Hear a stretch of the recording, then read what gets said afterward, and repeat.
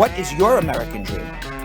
My American dream is one day opening my Fifth Avenue crafts couture shop, classy men and women's stuff. The first African-inspired clothing accessories on Fifth Avenue. Right in front of Hump Tower. Successful and free, you know? Yeah, it's all about being successful. My American dream is to be one of the best known chef there is. Yeah, that's where I want to be now. I want to be known. And to be the best I can be. My dream is to be with my family and be able to take care of my family the best way I possibly can. I've had 2 more children since I've come here, and being in the United States has its benefits for my children. Everyone has a right to the American dream.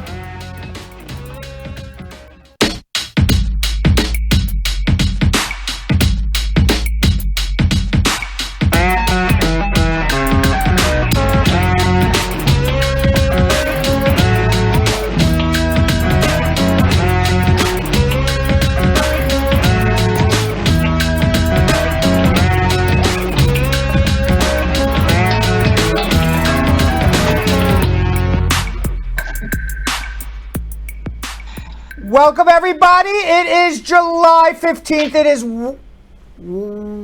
Wednesday. We're good? Yep. I'm not moving anymore? Uh-oh. What about if I go this way?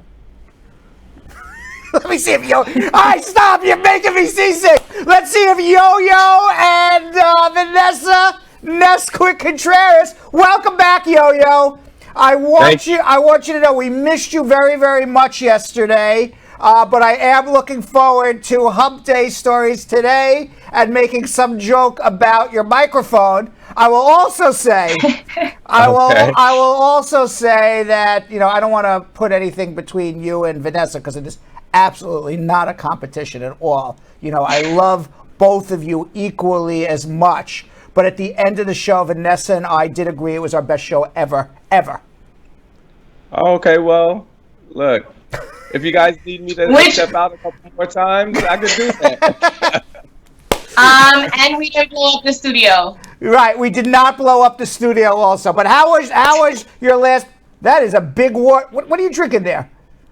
Gatorade. I don't feel too well. I don't feel good today. You do not feel well today.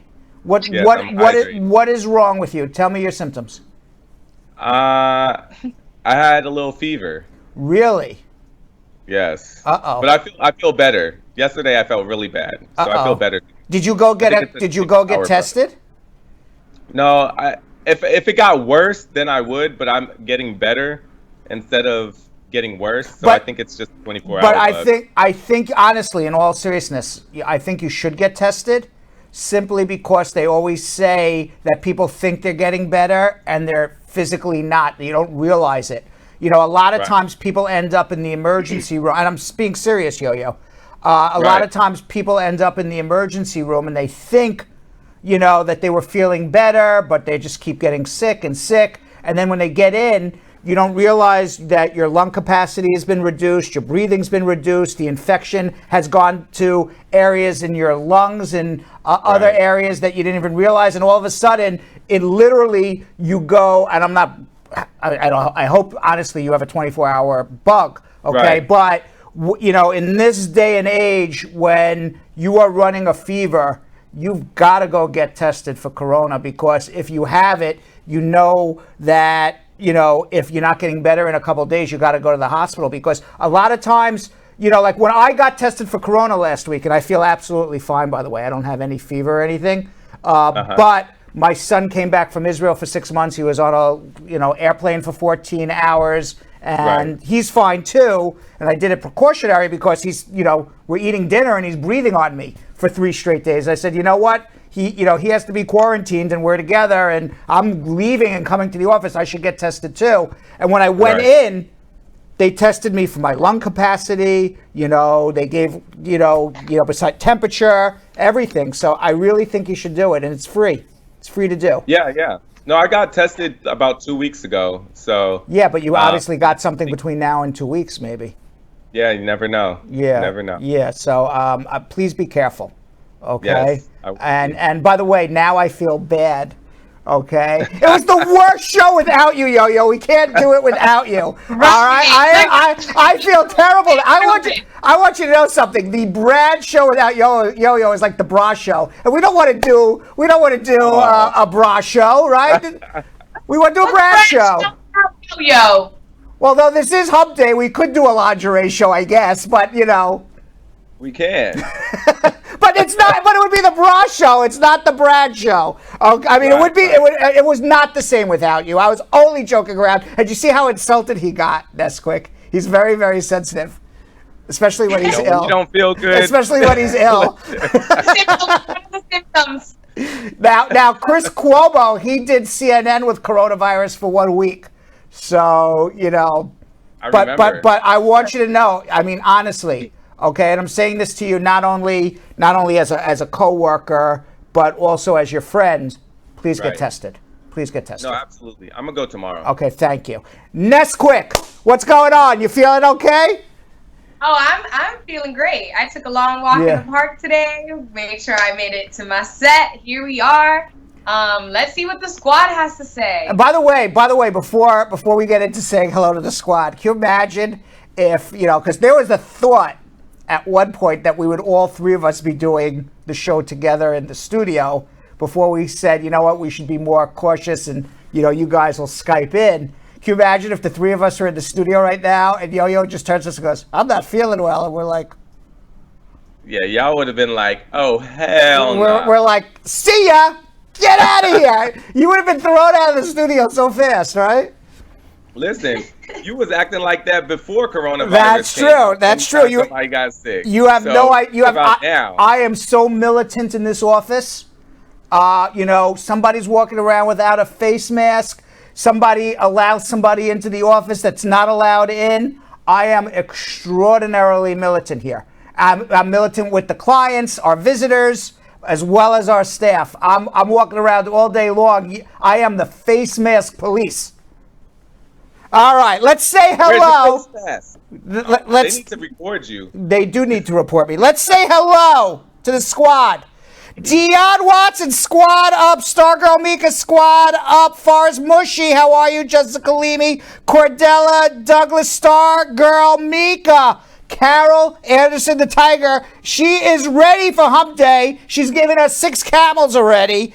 Paulette Bryce Cameron, squad up. Christy Consali, how are you? I said Jessica Leamy already. Maud Dukes, Marge Higgs, and Dip Fab Cake Affairs. Squad up, everybody. Myrtle Ray and Cindy Bursick, also known as Pizza Pizza, all watching on Facebook, on YouTube, aka also known as with a question. We'll get to you in a minute.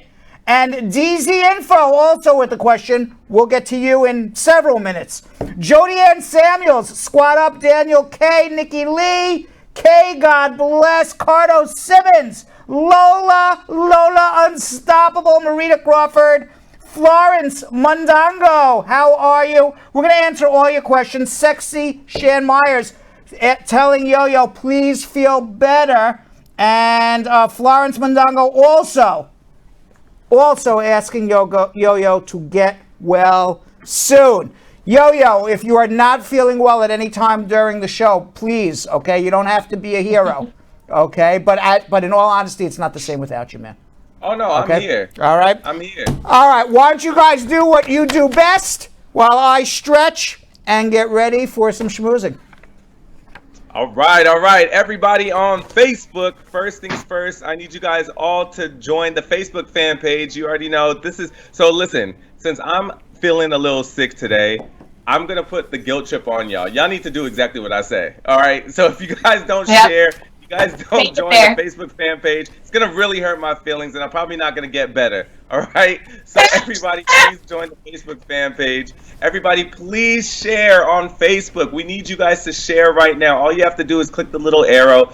It says share. You can share it to anybody's page. You can share it in an inbox. You can share it to groups. I need you guys to tell all your friends and family to also share. It's so easy. Literally, it's one button that you guys have to push. That's all we need you to do. We just need you to share right now because we need to get this show out. And it's Hump Day news today as well. So, I mean, I'm sure you have some friends that will probably be interested in some of the news that we'll be talking about later. But please, if you guys know anybody that might need any help or might know anyone who needs any help, they might know someone that needs help, please share it to them. You could also share it in text. Okay, all you have to do is copy the link and send it in a text message blast. Whether you use Viber or WhatsApp or regular text, I need you guys to really find different ways to share this show because we need you guys to get this word out. All right, now also please put all your comments and your questions in the comment section because we're going to do social media check-in right after we do our calls because we need you guys to put that in right now.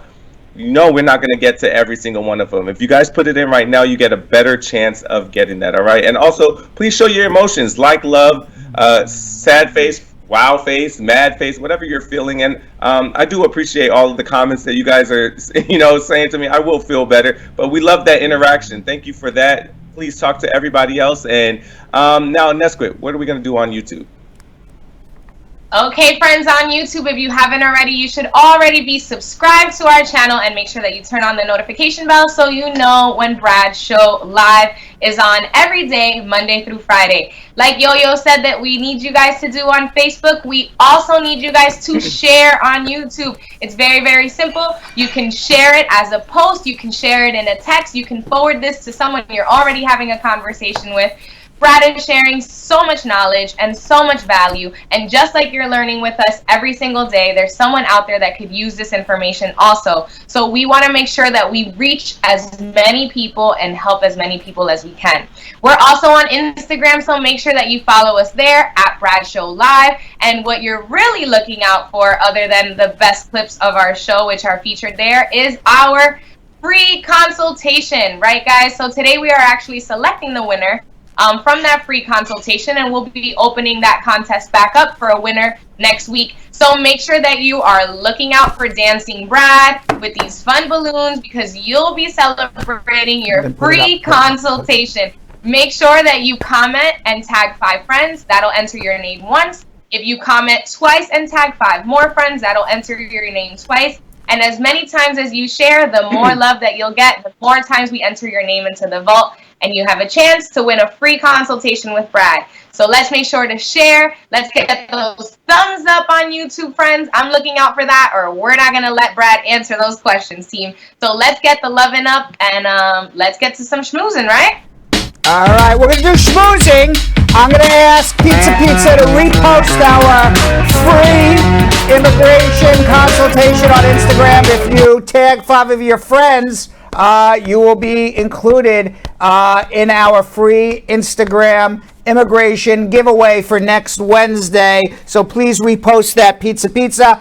After our schmooze, before we get to the calls, we're going to be picking the lucky winner of our free immigration consultation. It's already, I have to tell you, and people are going to be mad at me, it's already preordained. It's a setup this week. Who will win the Instagram consultation? You'll see in a few minutes. You could be mad at me, or maybe you could be mad at yourself. Why it's one big setup, the free Instagram immigration giveaway for this week. But we'll let you know in a few minutes. In the meantime, Yo-Yo, you got to be paying attention to this, man. You got to be paying attention to this. There are now over 13.4 million coronavirus cases worldwide. In the United States, over 3.4 million people have been diagnosed with COVID. America has more than 136,000 deaths. More than 1 million people have recovered. We don't expect Yo-Yo to be ultimately sick. He's a healthy young man. He is not in a high risk, but he should still be safe rather than sorry, and please get tested. You know, the people who are high risk are fat people. You're not fat, are you? Just take a stand up. Can you stand up? You didn't get a belly. You didn't get a belly since I last saw you in person, have you? No. Right? You still have your 3.5 to 4 pack. Yo-Yo has about a 3.5 to 4 pack. He's very, very close to a 6 pack. I'm not sure if he has the full six-pack, but he definitely has. Quarantine knocked out the last three. But of course, he's got at least 3 or 4. Quarantine definitely knocked out the last 3. Oh, you knocked out the last 3? Since I've seen you last in a bathing suit, perhaps.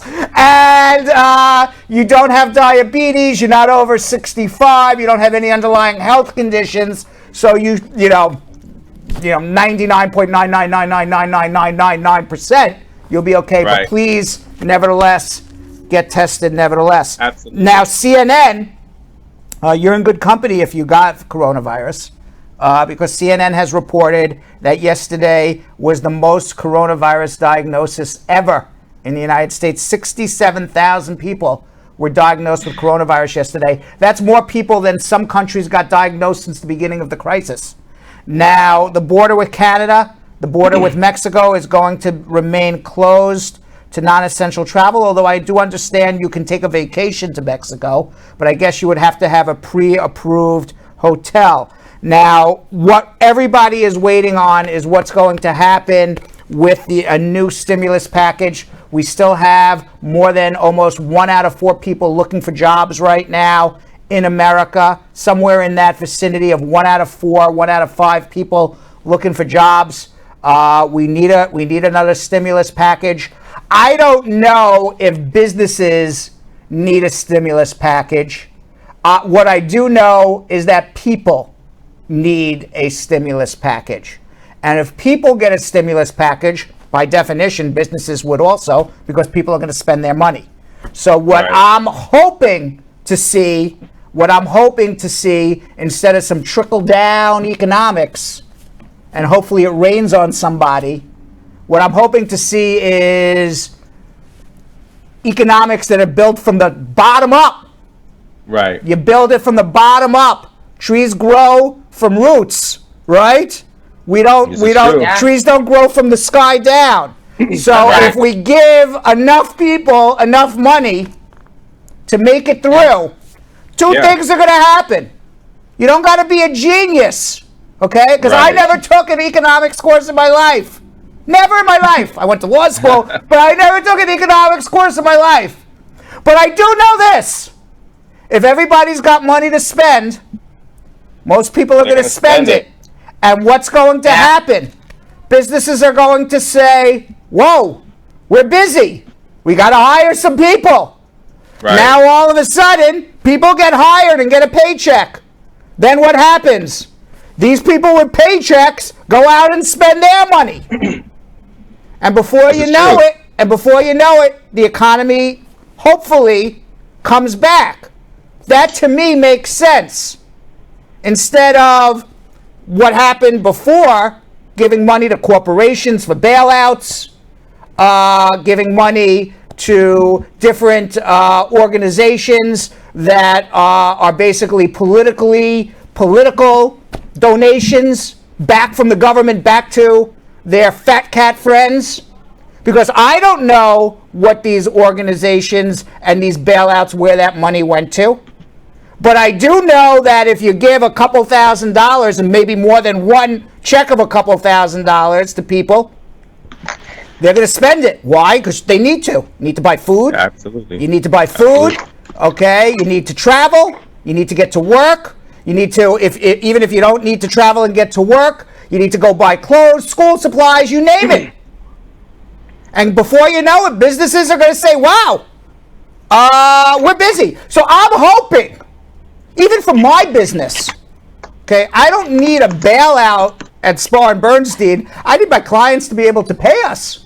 Right. Okay? Right. I want my clients to be able to pay us, because if my clients can pay us, then I know I can keep paying the bills. Right. So, and it's all a circle. It's a big circle of life. You're providing a service. Correct. You're providing a service that in turn helps them develop and grow and continue and be citizens in this country, so they can continue to plant and water and grow. That's right. I'm not even saying that for being a U.S. citizen. I'm just saying, I'm going back to the economics of the Lion King. Okay, this is Brad Bernstein Lion King economics. It's the circle of life. The government gives a client money. Give somebody money. They come and hire a business, whether it's me or somebody else. That business pays a salary to Yo-Yo and Ness-quick. Ness-quick goes out and goes to a restaurant because they're hungry. That restaurant then pays the waiter. The waiter goes home, says my kid needs school supplies. They go to the school supply store and pay the school supply store. The school supply store says, wow, we need more people. People are buying pencils off the hook. I've never sold so many pencils in my entire life for school. And then all of a sudden now the pencil manufacturer is busy. The guy who has to deliver the pencils is busy. It's the Brad Bernstein. Now that's really basic economics. Okay, Yeah. I don't think I really, I discovered America. Okay, everyone's like, duh, Brad. Of course, that's how economics works.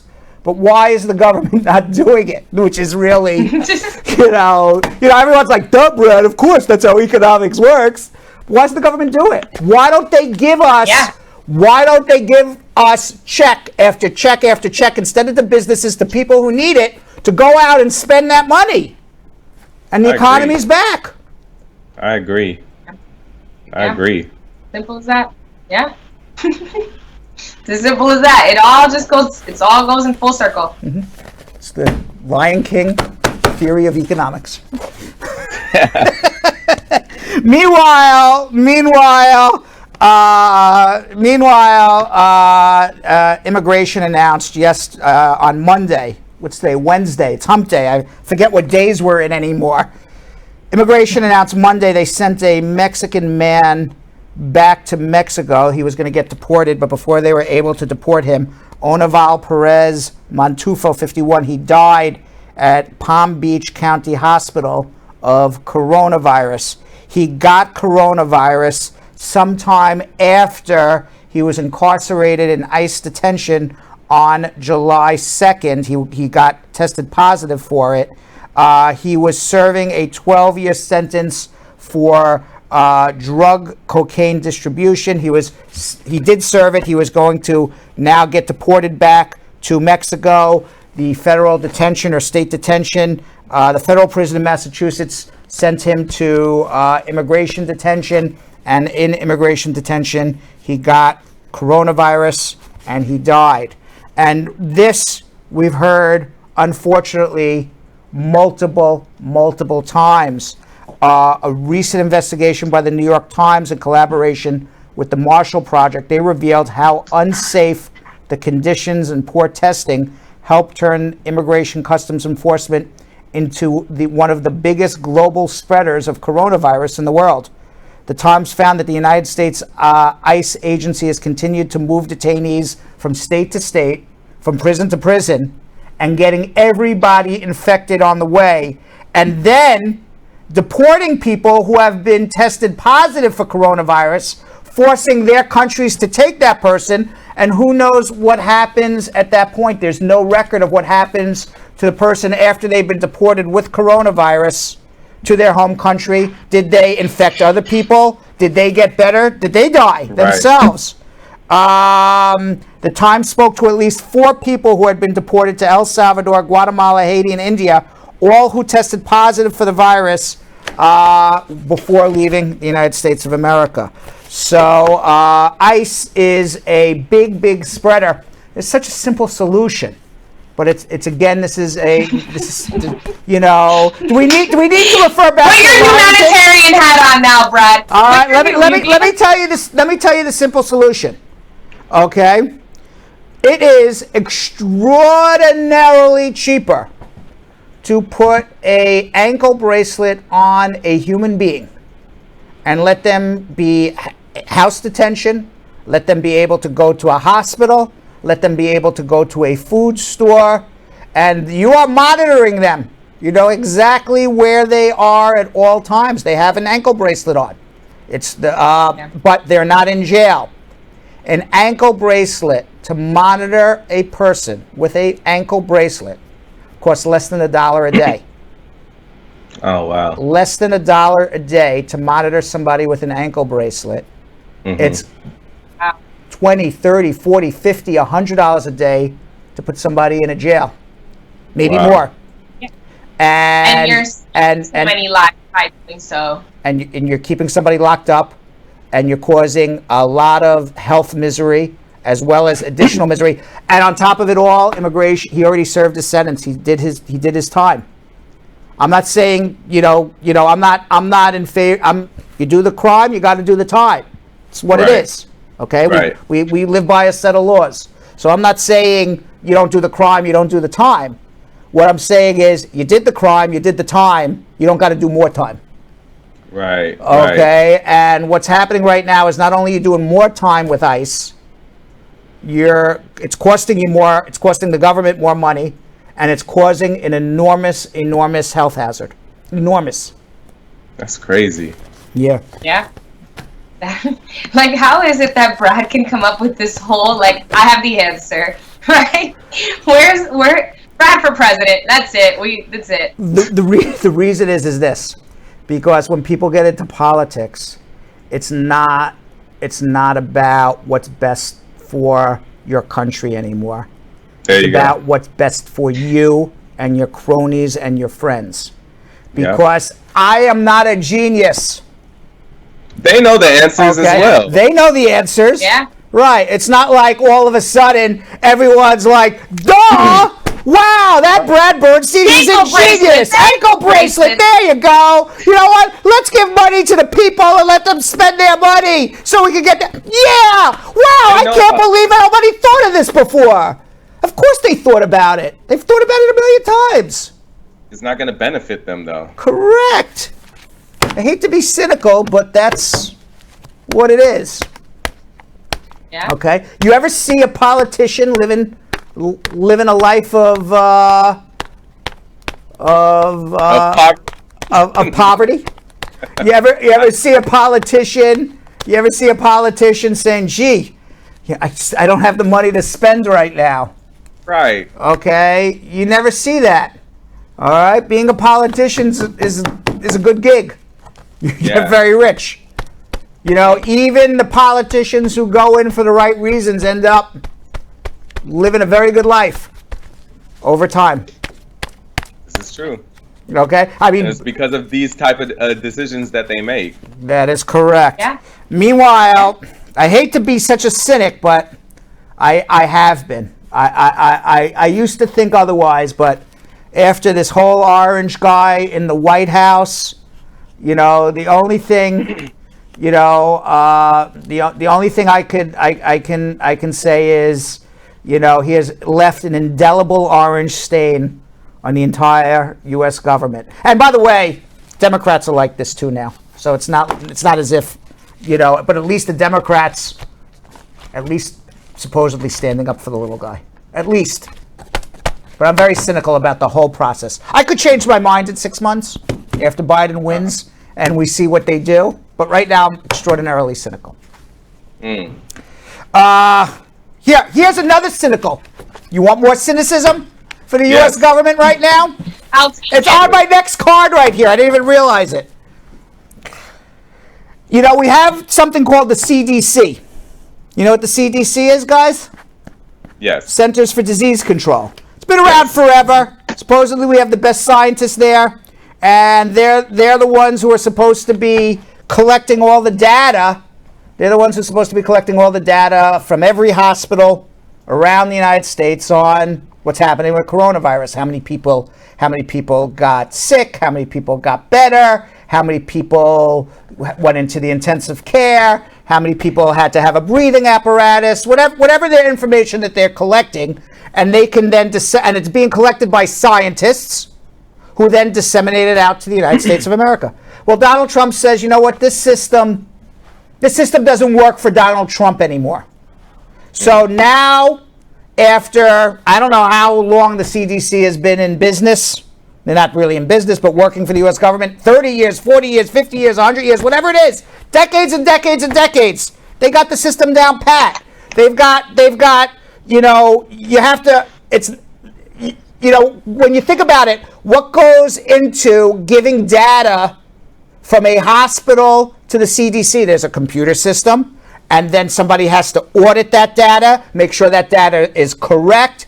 that there is a communication between a scientist at the Centers for Disease Control and the point person at each hospital and doctor's office around the United States of America. It is an extraordinarily complicated system if you think about counting all of this, right? It's not a simple thing. Mm-hmm. So Donald Trump says we're going to scrap this whole system, not because there was anything wrong with it, because he has not pointed that there was a problem with the system. The only problem he has with the system is they're counting too many people with coronavirus. He just wants to close his eyes and make believe coronavirus doesn't exist anymore. Right. So now he's setting up an entire new system to collect data that is politically based, and that data is going to be collected by the Coronavirus Task Force from the White House. No longer will a hospital give their information to CDC. They're going to give it to the Coronavirus Task Force. That means new software, new computers, new system, new people. You think that can just be, that new system just go right into effect by a snap of a finger? No. And do you even believe that the information that Donald Trump's going to give us about coronavirus statistics are going to even be true? Right. No. That's my first thought. As soon as, okay, so why do we've been using this system for years. Why we got to change it now, Donald? Huh? Right in the middle of a pandemic. Right before an election. This is convenient, Brad. This sounds real convenient.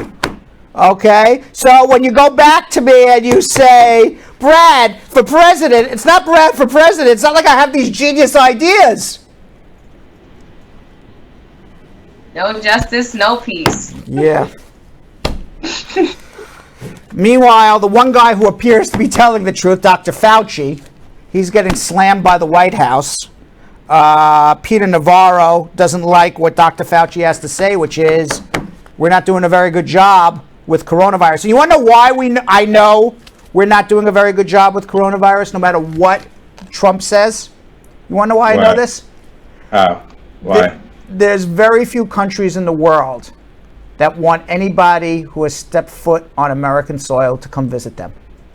This is true. Okay? And every country in the world wants one thing: American dollars. So when countries are telling Americans with American dollars, don't come. Not to come. All right? That's how you know. Yeah. It ain't going well. Yes. It ain't going well here. And a lot of dollars in Europe, because Americans love to go to Europe. That's right. And you want to know the number one American who loves to go to Europe? Brad Bernstein. Right there. Right. And they don't want me now. They don't want me at all. They don't want me or my germs. Brad loves Europe. They don't want me or my germs.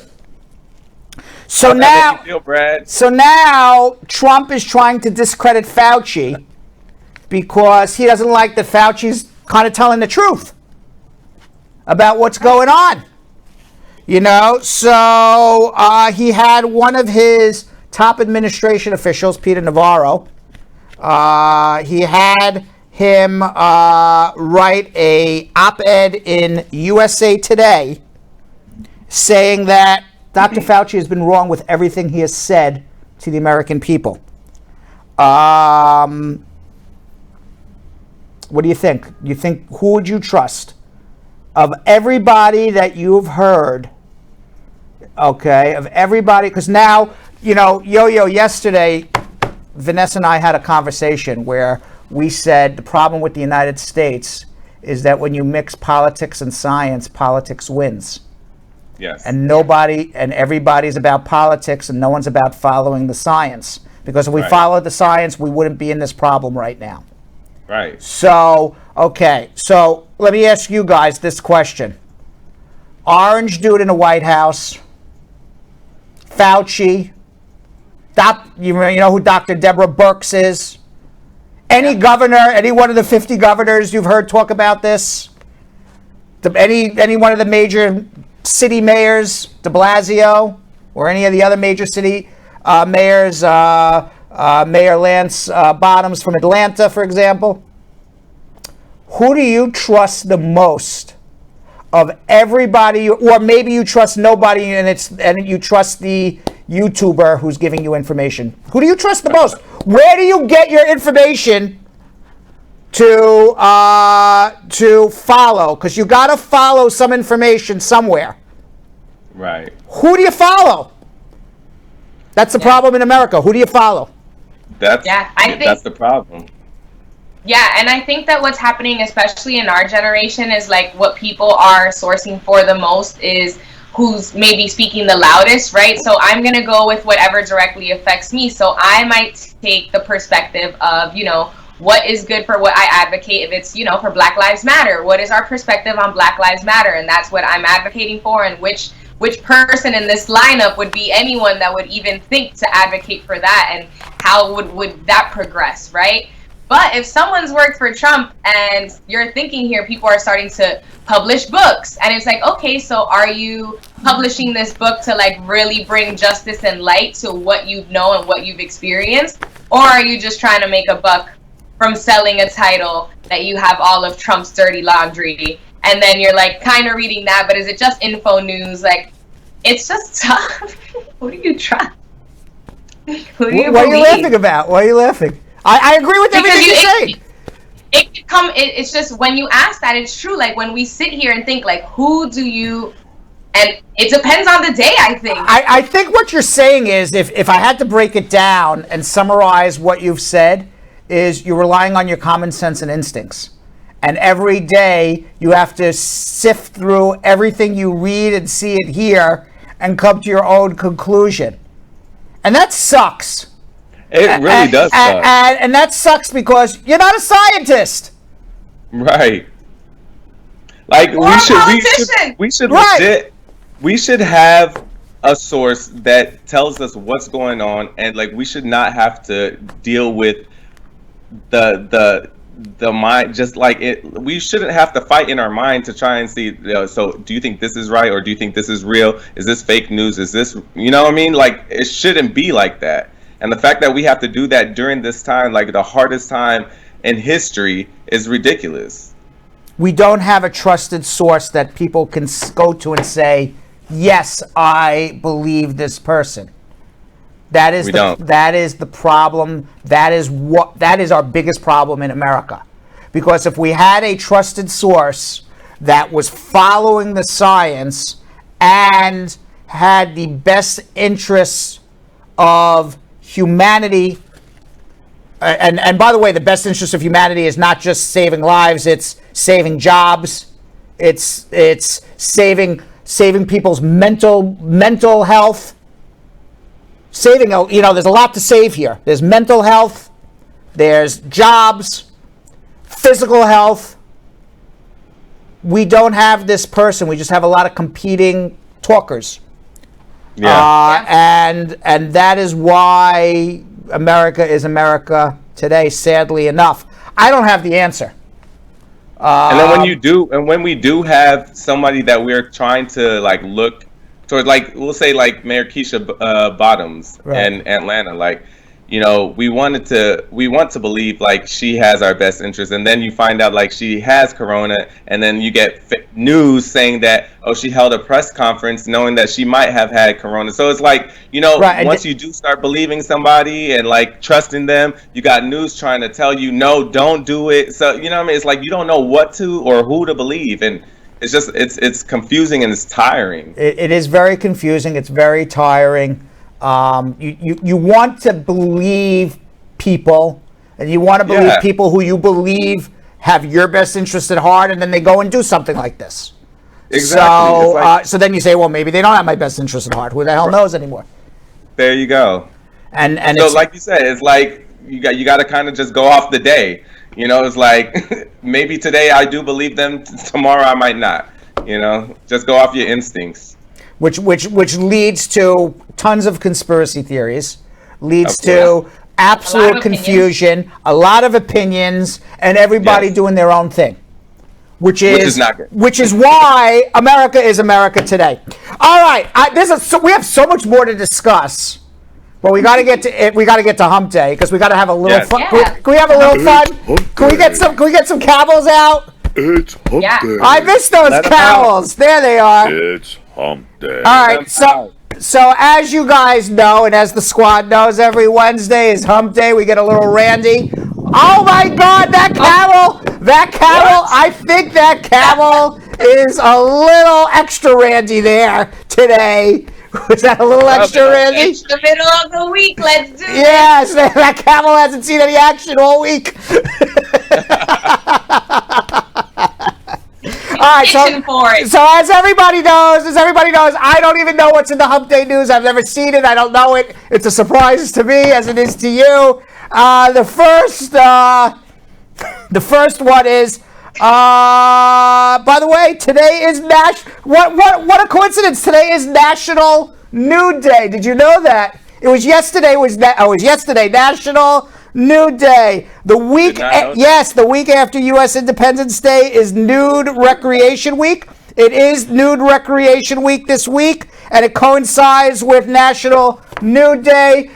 Jilly wanted us to do the entire show nude. I said that would not be appropriate. So in celebration of National Nude Recreation Week, everybody in the control room right now has no clothes on. Well, someone had to celebrate. Somebody has to celebrate it right now, you know. When Julian says I'm on the TriCast with my joystick, I don't know what he's talking about anymore. Oh, wow. not during National Nude Week. I mean, when it's National Donut Day, you bring donuts into work, right? Exactly. So on National Nude Recreation Week, right? So why didn't we get this word? I mean, I might have been okay with it. So, by the way... we know you're okay with it. By the way, nudist groups around the world celebrate this holiday. They take it very seriously. We're joking around. They take it very seriously. Nudists, by the way, it has nothing to do... It's not a sexual thing, by the way, being a nudist. So they're not perverts where they want to walk around and, get off on each other. They're actually naturalists or naturists. Okay, so they want to be one with nature. Now, nudists are individuals who believe the human body is most beautiful in its natural state. I believe that too, by the way, but I don't want to. Do you, Brad? I do, but I don't want. I believe it is more beautiful to be without clothes than with clothes. But you know what? I don't want to walk around with no clothes on. Why not? Why Do not? you not walk around with no clothes on at home? Sometimes I go to bed without any clothes on. Sometimes I do. Sometimes I don't. Depends on my mood. Depends on the weather. Depends on how high the air conditioner is. And it depends on who's sleeping next to me. That part. Right? That part. What about you guys? How do you guys go to sleep? Yo, you're real cheesy, yo. You're real cheesy. Out in the apartment, I don't know what right now. Well, I didn't hear what Yo-Yo said. What did you say, Yo-Yo? I missed it. I said I always sleep nude. You always. It doesn't matter who's next to you. Yeah. For whatever. Especially now that I got my new place by myself, I'm always naked. Really? Not gonna lie. Do you have anybody ever sleep over? Huh? You have any sleepovers ever? Anyone stayed yes, I over? have christened the new apartment already. You have christened the new apartment. You blessed Yes. it. You have blessed it. It's an annoying thing. Yes. Let me ask you this last question. Have you blessed all the rooms or just the bedroom?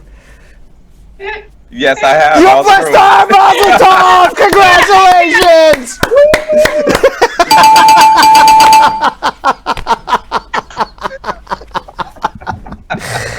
All right. So, by the way, in a lot of places right now, you still can't get a facial. You know that, right? Because it depends on where you are in the United States or where you are in the world right now. Different governments have shut down spas and nail salons, and a lot of women and even men want to go and get their facials done, right? Well, there's some good news for the both of you. In New York City, you can't get a facial right now, but you can get a butt facial.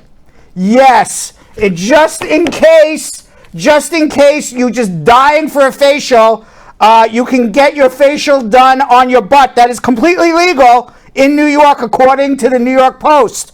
According to Safi Pavit Skincare Studio in Chinatown, they are open for business. There they are, and they are doing butt facials. The irony is you can get dental appointments, Botox injections, acupuncture on your face, but de Blasio and Cuomo say no facials unless it's on your butt. Would you spend? Is it still a facial if it's on your butt? It's a butt facial. They're calling it butt or a butt-facial. A bushel. I don't know what they're calling it. But let me tell you. Not happening today. Let me tell you how much it costs. It's $159 for the exfoliation on your butt. It includes a scrub and an enzyme peel, and it's finished off with a moisturizing mask. Is that something you would spend $159 on? Yo-Yo. No. What about you, Vanessa?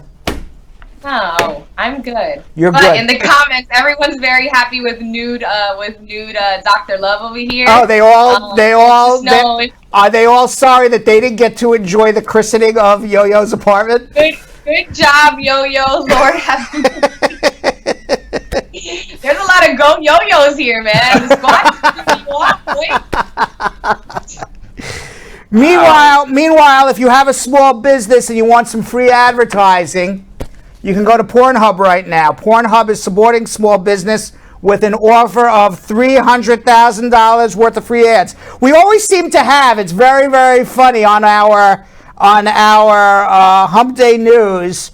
We always seem to either have a Pornhub news offering or some sort of sex doll news offering. But this week it's Pornhub. They're offering $300,000 worth of free ads. Now, while nearly all of the advertising currently comes from other sex businesses, Pornhub hopes that they're calling it the Big Package. The Big Package contest will attract other entrepreneurs eager to reach the site's $130 million 130 million daily visitors to Pornhub. 130 million people go to Pornhub every day, and they're giving free ads. Dang. Maybe Spar Bernstein should take advantage of this. Right. What would we do? I would need, if I'm going to do the ad with Pornhub, Yo-Yo, I would need to borrow your big mic. Okay. We would need the.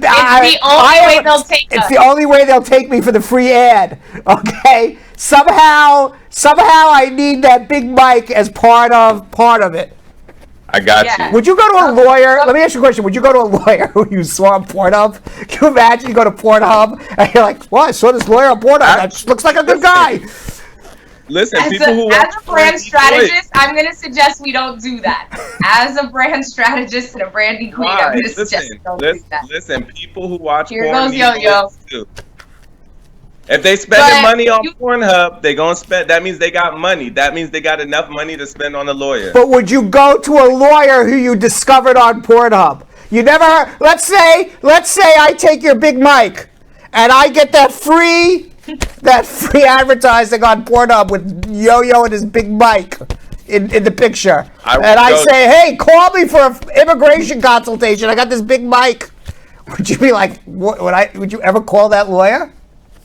You never know. I don't think so. You never know. Maybe I'll let you. Maybe that's not a good idea for me to take the free advertising on Pornhub. It seems like Yo-Yo's gonna get his service wherever it pops up first. Okay.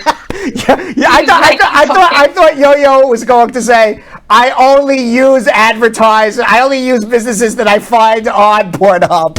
If it's not on Pornhub, I don't spend my money. If it's a business I need, I'm gonna call him.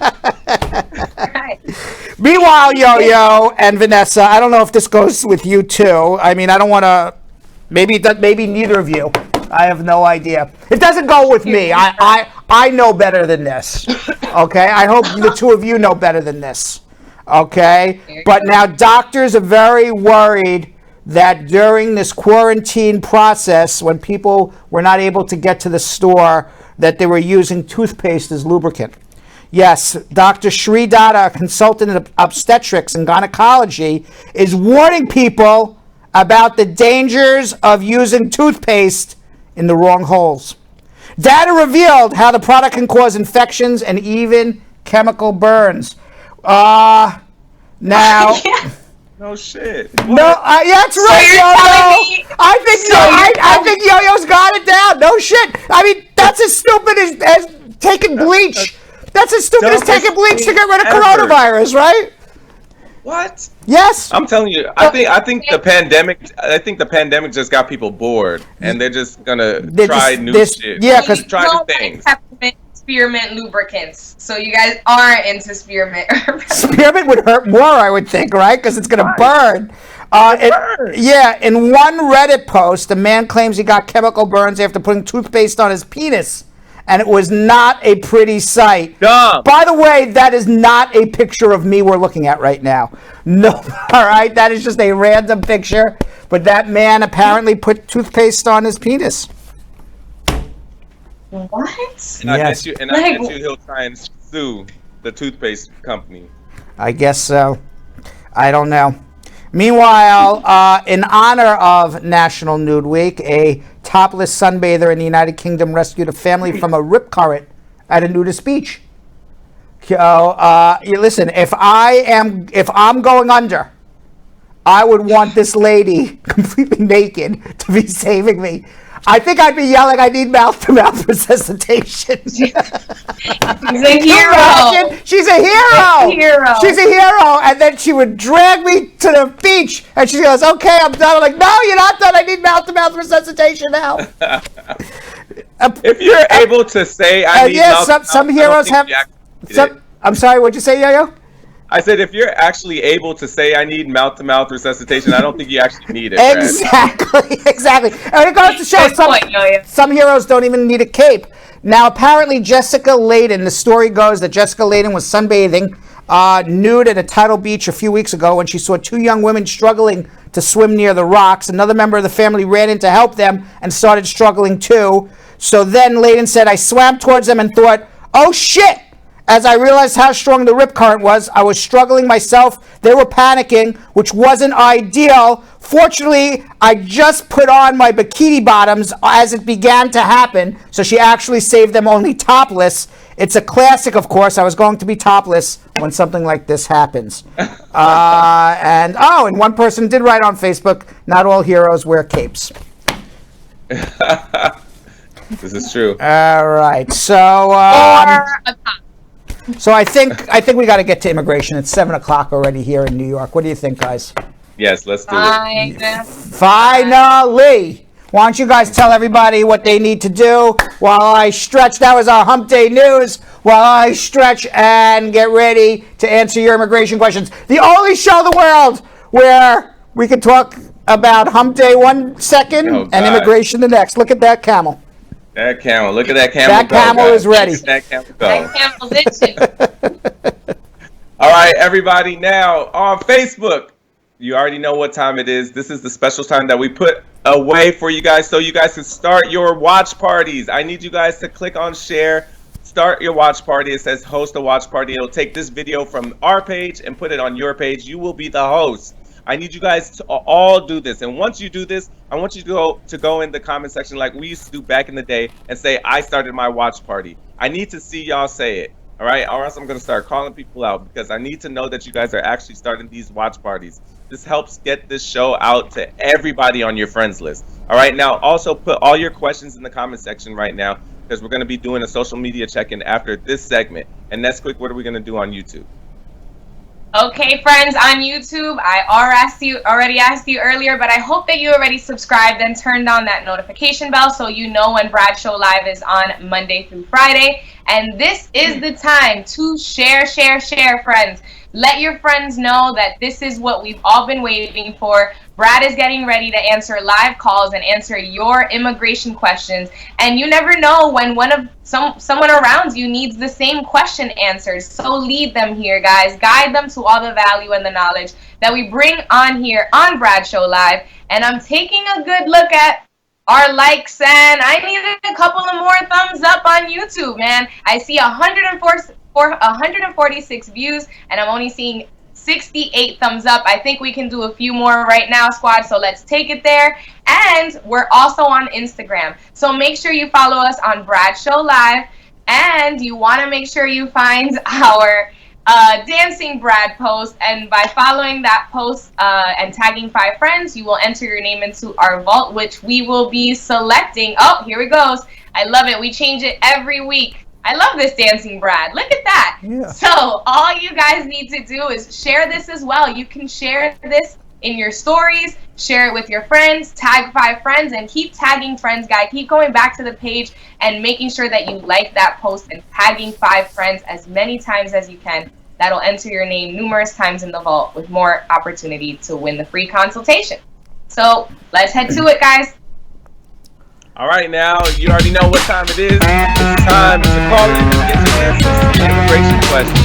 All right, so let's go. David from Boston, you've been waiting over an hour. Let's see if we can help you. What's going on? David, don't tell me we lost you after you waited a 1 hour. Oh, hello. You don't sound like a David. Hello, hi, yes. No, I'm his wife. You're his wife. What is your name, ma'am? Yeah. Okay, yes. So my name is Meta, and I have a question. I have to apply for my husband's change of status. So in 2018 and 19, my husband was working, and our annual income was 22,000, and we were not eligible to apply. But now I have also started to work, and by the end of 2020, our expected income is to be 32,000, around that. So what do you suggest? Should we apply right now, or should we wait for the next step to come? Well, right now your salary is if you average if you push your salary out over 1 year, you're making $32,000 a year. Because I have just started to work, so by the end of 2020, then our salary will be around 32,000. Is that 32,000 you would have earned in 2020, or if you, yes. What would be your salary over a 1 year period? Yeah, it will be around 32,000. Oh, over a 1 year period. Yeah. And your husband, does he work? Yeah, he works. What does he do? Yeah, he's on F1 visa, so he works on the campus. He works on the campus. And what is he studying right now? He's doing PhD. He's doing a PhD. Okay, yeah. Yes, I would suggest you file for him now. Do you have children? Okay. No, not yet. Okay, so you're a family of 2. $32,000 is 125% above the poverty level. And then that's step 1. And then step 2 is you got to do that 944 form where you got to be able to show that your husband's going to be able to support himself. He has he has a master's degree in something. He's on his way to a PhD. Maybe he has multiple degrees for all we know. Yeah. So he's a very smart man. He's not a dummy. So somebody with all those degrees is gonna easily be able to support himself here without getting on any sort of government assistance. So my advice is yes, you'll be fine. Go file. Right, and just a question. If I take a stimulus check, will this affect this process? No. Take the stimulus check. All right. Thank you so much. You're very welcome. Let's go to Kay in Atlanta, Georgia. Kay. Hi, Uncle Brad. How are you? I'm good, thanks. I have 2 questions here. I received my courtesy letter on a yellow paper in May. Now I received the I-693 notice on the pink paper like 3 days ago. Is it good news or bad news, even though they said not to mail anything at this time? They just asked you to bring the medical for the interview. It was like a courtesy letter, right? Okay. No, I'm asking you. Is that what was it? Yes. Okay. Yeah, it's good news. You want to know why? 'Cause somebody looked at your application. So you know your application was looked at. They reviewed it. And the only issue they had was bring a medical for the interview. So that's good. That means you're in process. Okay. And my next question is, my husband is a U.S. citizen and he's doing the adjustment of status for me and our daughter. But her passport is expired. We want to know if we should do anything before we go for any interview or anything like that. Well, when you go to renew her passport, do you know if your country is going to ask for the old passport back?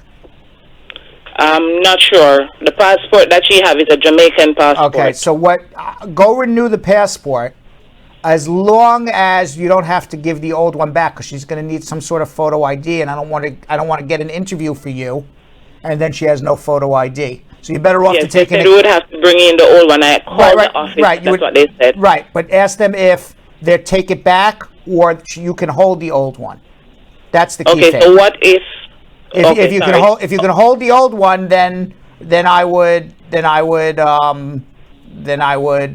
get a new passport. If it's a situation where you got to give the old one back, and it's going to be months. I mean, if you're going to get a new passport in 2-3 weeks, I don't see a big deal about that. But if it's going to be 6, 9, 12 months, I don't know what, off the top of my head right now, what the Jamaican consulate's doing in terms of processing for passports. They're saying it's over 3 months. If it's over 3 months, yes. You're taking a risk, because if you get an interview in the next 3 months, your daughter has no photo ID. Right, so can I go with the old one then? You can go with the old one, yes. Okay, Uncle Brad. All right? Okay, and thank you. You're very welcome. Okay. By the way, we have some open lines right now, so if you want to call, there I am, Dwayne The Rock Johnson, with my head on it, carrying a big sign that says, call me if you got an immigration question. So if you do call right now, we have 1, 2, 3, 4 lines open right now that I can still take your calls. 1-800-529-5465. That's 1-800-LAW-LINK. 1-800-529-5465. Let's go to Greg in Lakewood, Florida. Greg.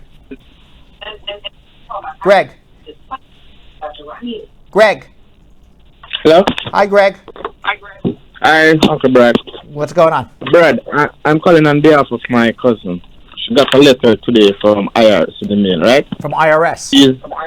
Right. No, sorry. From USCIS. Okay, those are two different groups here, all right? Yeah, all right. So you got a letter from USCIS, okay. Right. So she's married to a citizen, right? Right.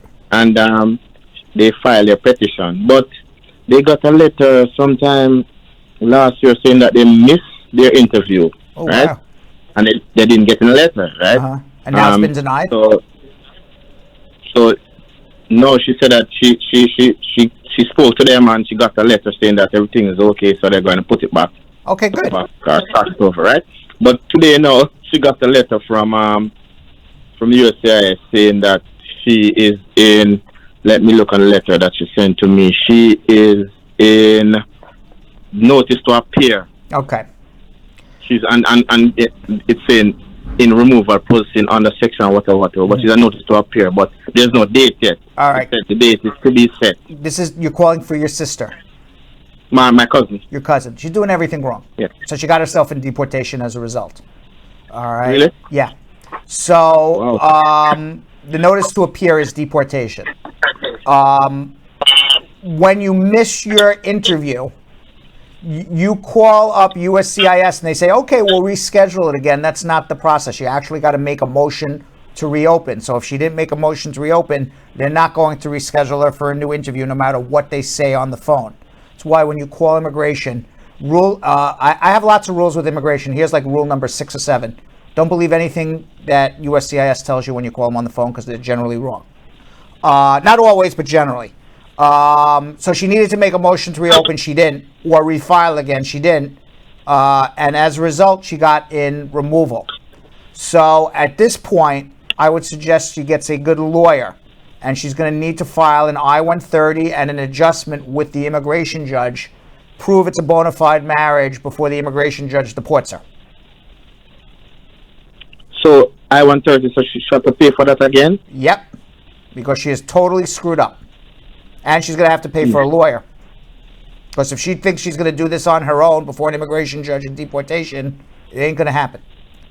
But she's saying that she didn't get any letter, she didn't miss any Life is unfair. I'm just being frank with you. Life is unfair because she screwed up, and whether she got it or she didn't get it, you would say, yeah, that's not fair. And I agree with you. Not fair. Nobody here is saying what happened to her is fair. I'm also saying sometimes life not fair. Immigration looks to screw everybody. Donald Trump wants everybody out of the country. There is no fairness right now. There's no fairness. There's no fairness. So, I mean, can she save herself? Absolutely. But right now she's crashing and burning. She needs to get a lawyer at this point.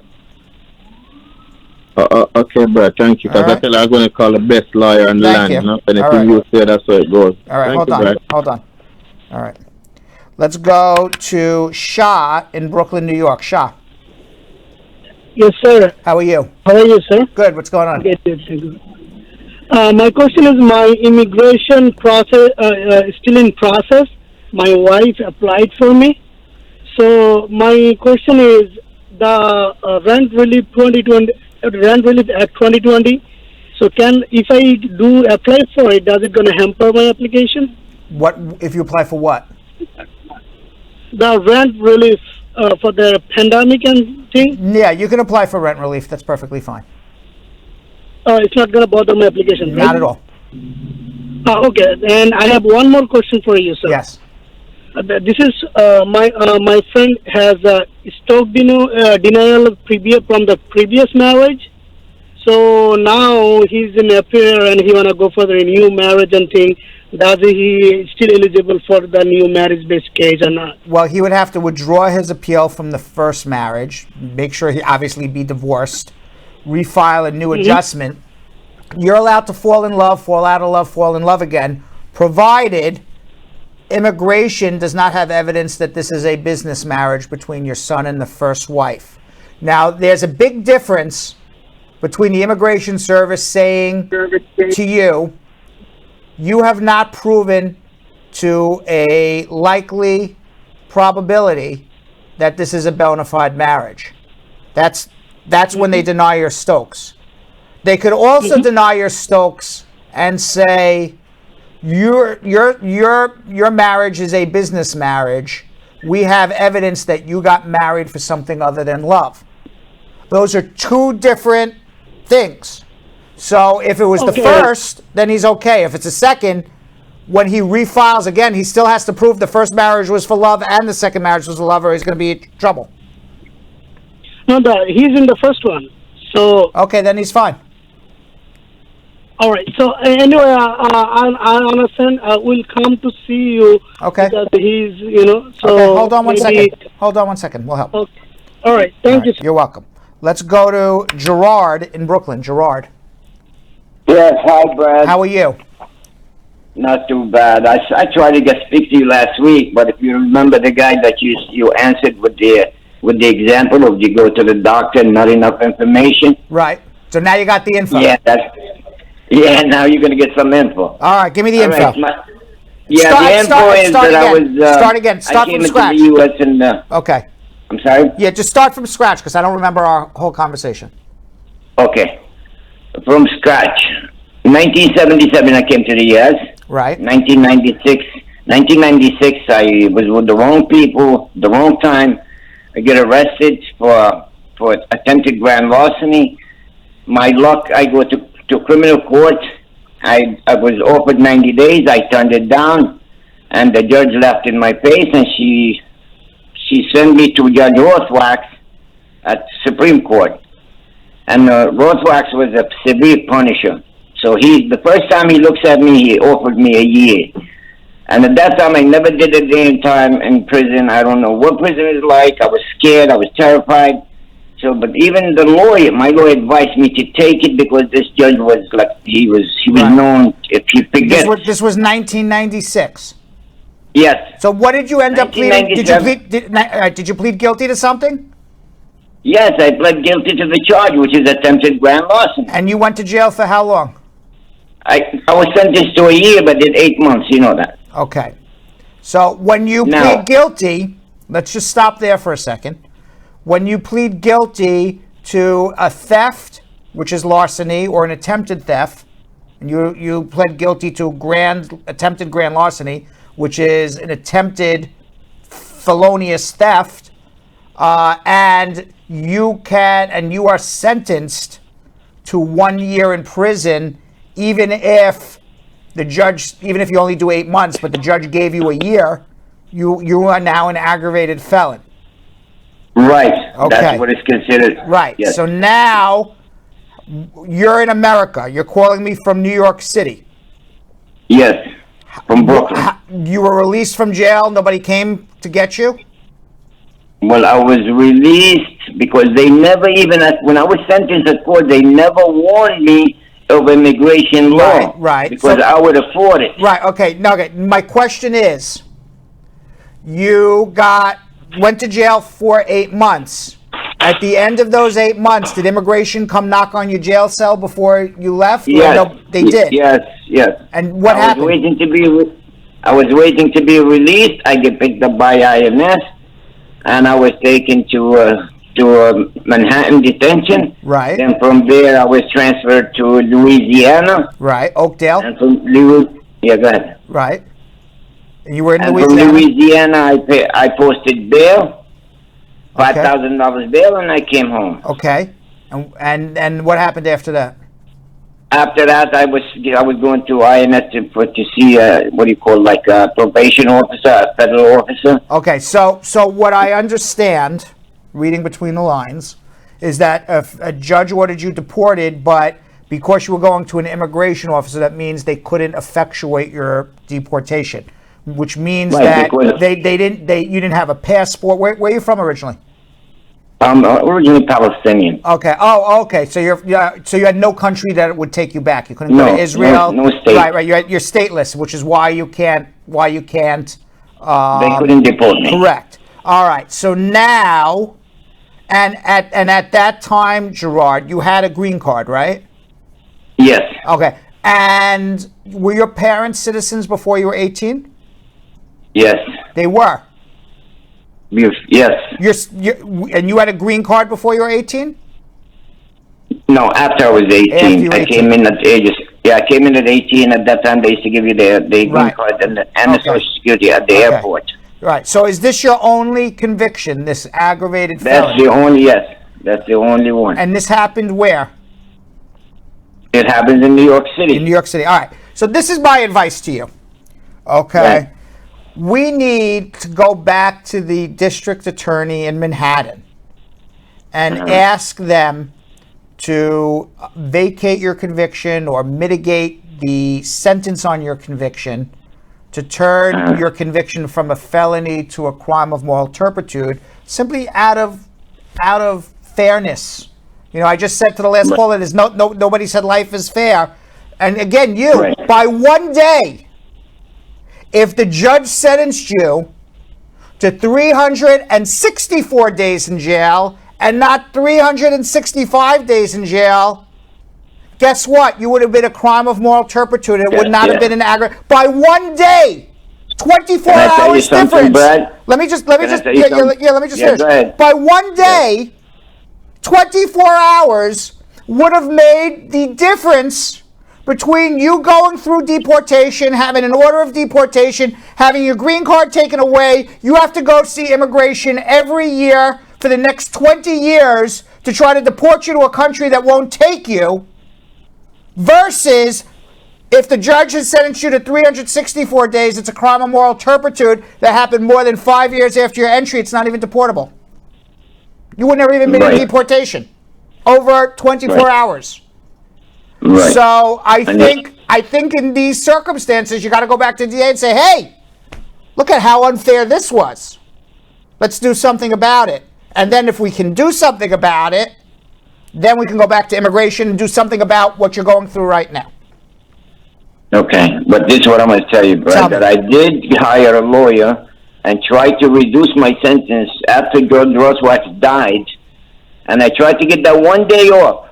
And they said they could not do it because they couldn't overrule Judge Roswach's decision. All right, we have to go through the DA and get them to agree. Okay, so all right, so it's not going to be through a judge, but if all the parties agree, then the judge says, "What do I care? I'll sign off on it." So hold on 1 second, okay? Okay. All right, let's go to Dahir in Manassas, Virginia. Dahir. Yes, sir. How are you? Doing? Hello? How are you? Yeah, can you hear me? I do hear you. Oh, hi, how you doing? What's going on? I love your show, to be honest. Thank you. I have two questions for you, Mr. Brad. And I am an original Somali. I came here 2001. Originally from where? Somalia, East Africa, Somalia. Maria? Somalia. Maria. Oh, Somalia! Yeah. Oh, thank you very much. I'm like, Maria? Is this a new country I never heard of? And I'm like racking my brains up. Maria, is there a Maria in Africa that I never heard of? Oh, Somalia. Okay. All right, go ahead now. Right. I came here 2001 in July 2001. Right. And then I applied in refugee. I came from Mexico, so They denied me. They give me a negative. Then I wait until 2009. Then immigration arrest me, and then I was in hold 1 year and a half. And then actually I get my I-94 through Homeland Security. So they send me. I mean, they. Who held you? Who held you? Who held you? Immigration and when you when you came into the airport, they held you? No. I was in the city working. Actually, I used to have a TBS, and then somehow there is a house that I was sleeping with my friend, and then the boss office came, which undercover was it, and that lady, she ordered something, a chat or something like that. And then she woke me up and she said, "Go sign it and bring it inside." When I signed it, they come and then they arrest me, and I explain everything, and then the lawyer. You were arrested. You were arrested for some sort of crime. What was the crime? Sleeping? What was the crime? Some kind of chat. They call it drugs. They call drugs. It's not a drug, but the Somalian chew. They call it chat. All right. So you were arrested for some sort of unlawful drug, and then you got. And then what were you found guilty of? What was the crime you were found guilty of? And then when they arrested me, then what was the crime you were found guilty of? It was a misdemeanor. A misdemeanor drug offense. Yes, and then you got put in deportation. No, the judge dismissed the case, and then they let me go, and then the Homeland Security arrested me, and I was arrested for 1 year and a half. All right, so you were arrested for a crime that you eventually beat. You were found guilty of nothing, but because you were out of status, Homeland Security came and put you in deportation for a year and a half. Year and a half. After that, and then what happened? Case. I find my case and I win my case. I get you got asylum? Good. Yes. Got it. And what year was this? It was 2011. Okay. All of that for 5 minutes to find out you won your asylum. Let's continue. Okay. Then what happened was when I applied a green card, my lawyer, after 2 years, applied the green card. My lawyer told me, "Hey, these people, they sent me a letter. They wanted to deport you." Then I ran away to Canada. Why did they send you a letter? 1 second. Why did they say they wanted to deport you after you won your asylum? Yes, after I wait my green card. Why? And why are you running away? Because my lawyer told me, she was telling me that I have nothing to help you because they said they're going to deport you because they say they are suspicious for some kind of what they call, you work with the and those people who are, they call and USC. And I told her, so hey, they thought you were a terrorist? Did they think you were a terrorist? Yeah, she said that you are a terrorist or something like that. And then I said, hey, those people, they... Well, let me ask you a question, Tahir. Let me ask you a question. Yeah. Are you a terrorist? No, hell no. Okay, so if you're not a terrorist, why are you running away? Oh, no. The lady says that's suspicious. And I said... But why run away? If you're not... In other words, the only time people run away is if they're guilty of something. No, yes, I make a mistake. So when I ran away, I went to Canada, then they found out the letter, the paper, my interview was, they put on me on work while I was arrested for them. They used work, I used to work in a farm, and they thought that I said in my interview, I work with them. How'd you get to Canada? Yeah, and then when I get to Canada, they said, no, I walked through the Winnipeg, and then what happened was after 6 months, then the immigration American, they say, hey, Tahir, this is what happened. We apologize to you. This is not what we were thinking. Who apologized? Did the U.S. government apologize to you? Oh, to be honest, yes. Tahir, congratulations. I've never heard the U.S. government apologize to anybody. You're the first person in the entire... You are the first person I've ever heard, ever, who's had the U.S. government give an apology to.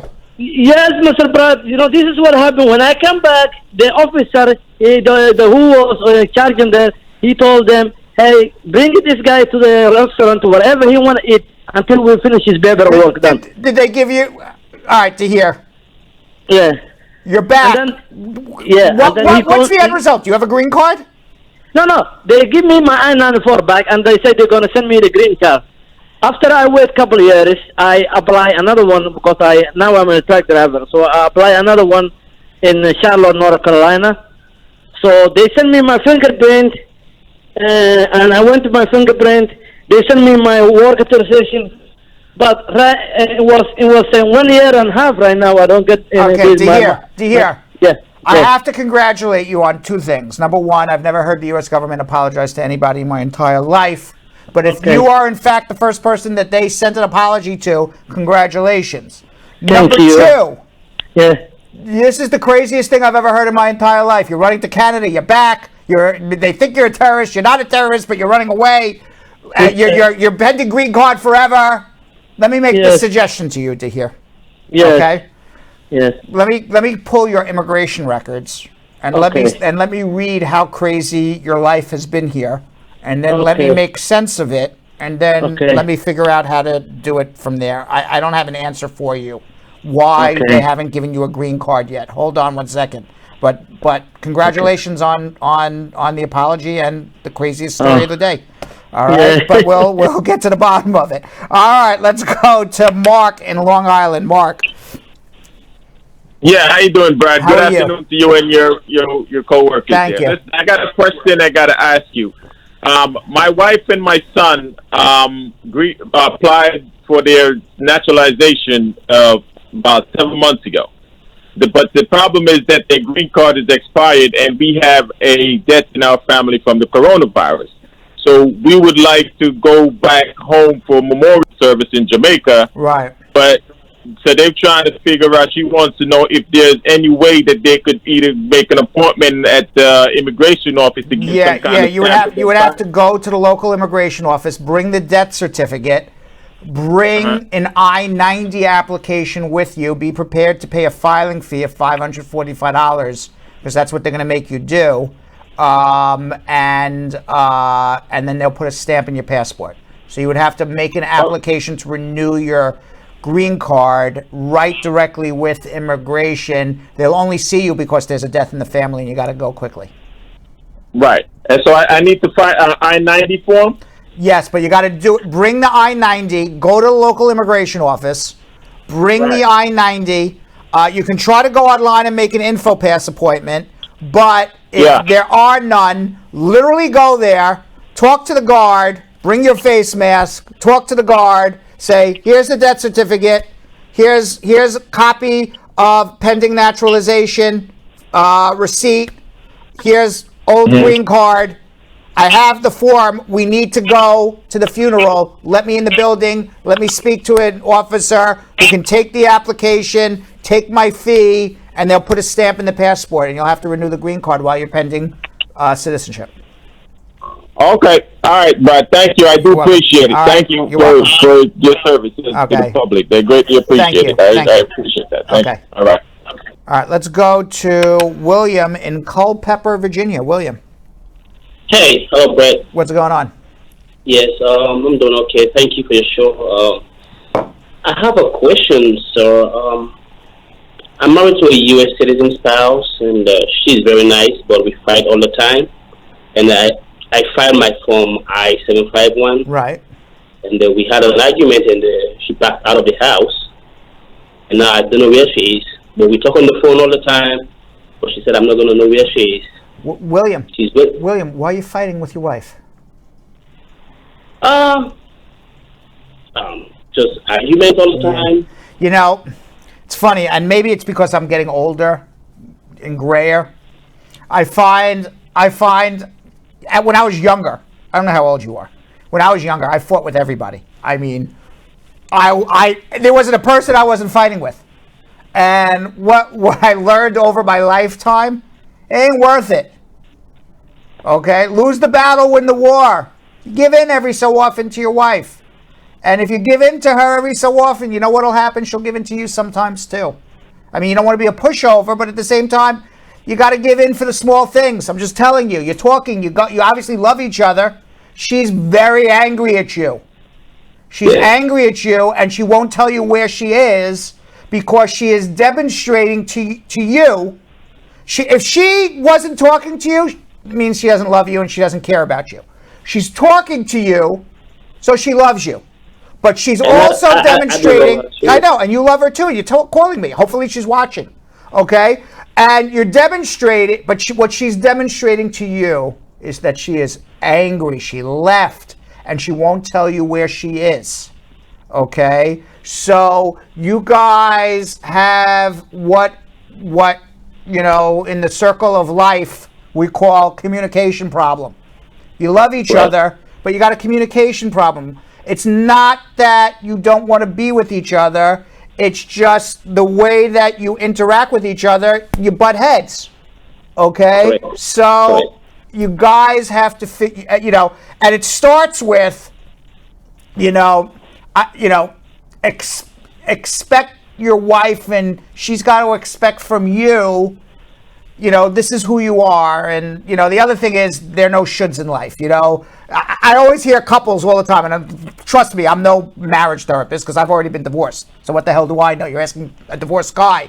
Okay. But the answer is there's no shoulds in life, So whenever arguments, you should do this, who says you should do anything? Okay. You prefer that somebody does something, but maybe they don't want to do it. So it's sometimes it sounds like to me it's a communication issue with you. Now, so maybe you want to, before you call me, because my answer to you is going to be if your wife doesn't want to help you, you got to get divorced. Okay? That's my answer to you. But I don't think you need my answer right now. I don't think you need a divorce right now. I think you need a marriage counselor, somebody who can help the two of you. And listen, you're always going to fight with your spouse. Nobody doesn't fight, okay? But, but maybe the fight doesn't need to reach to level 10. Maybe it just reaches to level 5 or level 4 and you guys can survive, and maybe you need a counselor, because my answer to you is if your wife left you and you have a pending I-751, get a divorce. I don't think I want to tell you that yet because you're telling me you love her and you're talking with each other. So she's cooperative when we talking. Right. So I think at this moment, speak to her and tell her what you just told me. I love you. I understand you're angry at me, and that's why you're not telling me where you are. And I want to make it up to you. And let me tell you the ways I'm going to make it up to you. And sometimes you got to swallow your own pride. And as you start making it up to her, guess what's going to happen? She's going to soften, and she'll say, I'm sorry too. And then you can talk about whether you're religious, you want to speak to a pastor, or whether you want to speak to a marriage counselor or somebody, just to talk about how you communicate with each other, and hopefully you can make the marriage work. If not, you're going to get a divorce and move on without her, but you're not there yet. Yeah, the problem is she said she's fine, but she just wants a space right now. Exactly. I don't know how long that's going to take. I don't know either. But if you get an interview and she doesn't want to come back to you, then you're going to need to get a divorce. But right now, and she needs her space because she's angry. I'm trying. All right. So, go back when this show is done. You could go back and watch your call again. Okay. And you want to call her and make things right by her. And it's not going to happen overnight, by the way. And she's going to say, you have to change. You got to change. You got to do this. You got to do that. And you'll say, listen, I'm willing to change. I want to make it work. I'm not gonna be a bowl of jelly. Nobody asks you to be a bowl of jelly. But, obviously you both have to change to make it work. So Brad, my question now is, if in this interim we get called by immigration and she cooperates and we go for the interview, but they find out that we are not together, but we are still married, but we have an issue, is that a problem? It's a problem because it's not a straightforward case. A straightforward case is the two of you live together. It's a real marriage. As soon as you start walking into immigration saying you don't live together, they suspect something's wrong with this marriage. And it's not that you guys are fighting. It's that this is a business marriage or something like that when you're not living together. That's the first thing they think about.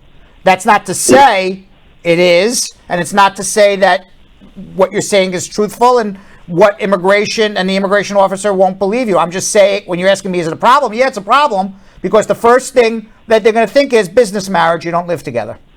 And then you got to overcome that. So that's different than you come in holding hands and you're in love and you live together. So work it out. My answer is work it out.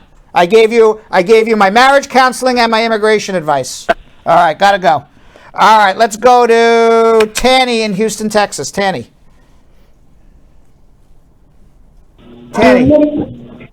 Hello? How are you? Fine, thank you, Uncle Brad. It's good to speak to you. Thank you. What's going on? Yes, I have this question for my friend. She filed for USCIS. She has an interview pending. And then she was like, oh, she had a DV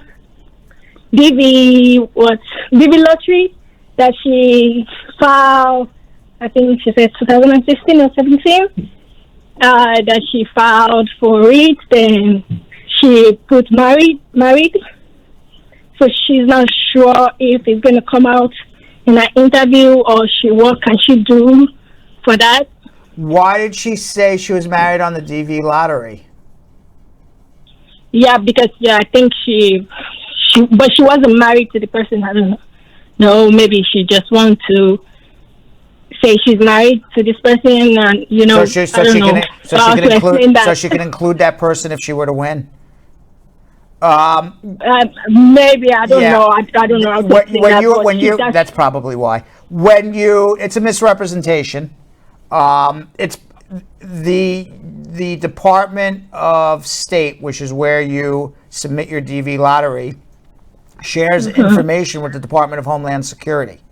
So it is very, very possible that it will come out that she made this misrepresentation. If she did, then she's going to need to prove that she was not married and that she's going to have to file a waiver. Okay. All right. So it sounds like to me this person needs a lawyer. Hold on one second. Okay. All right.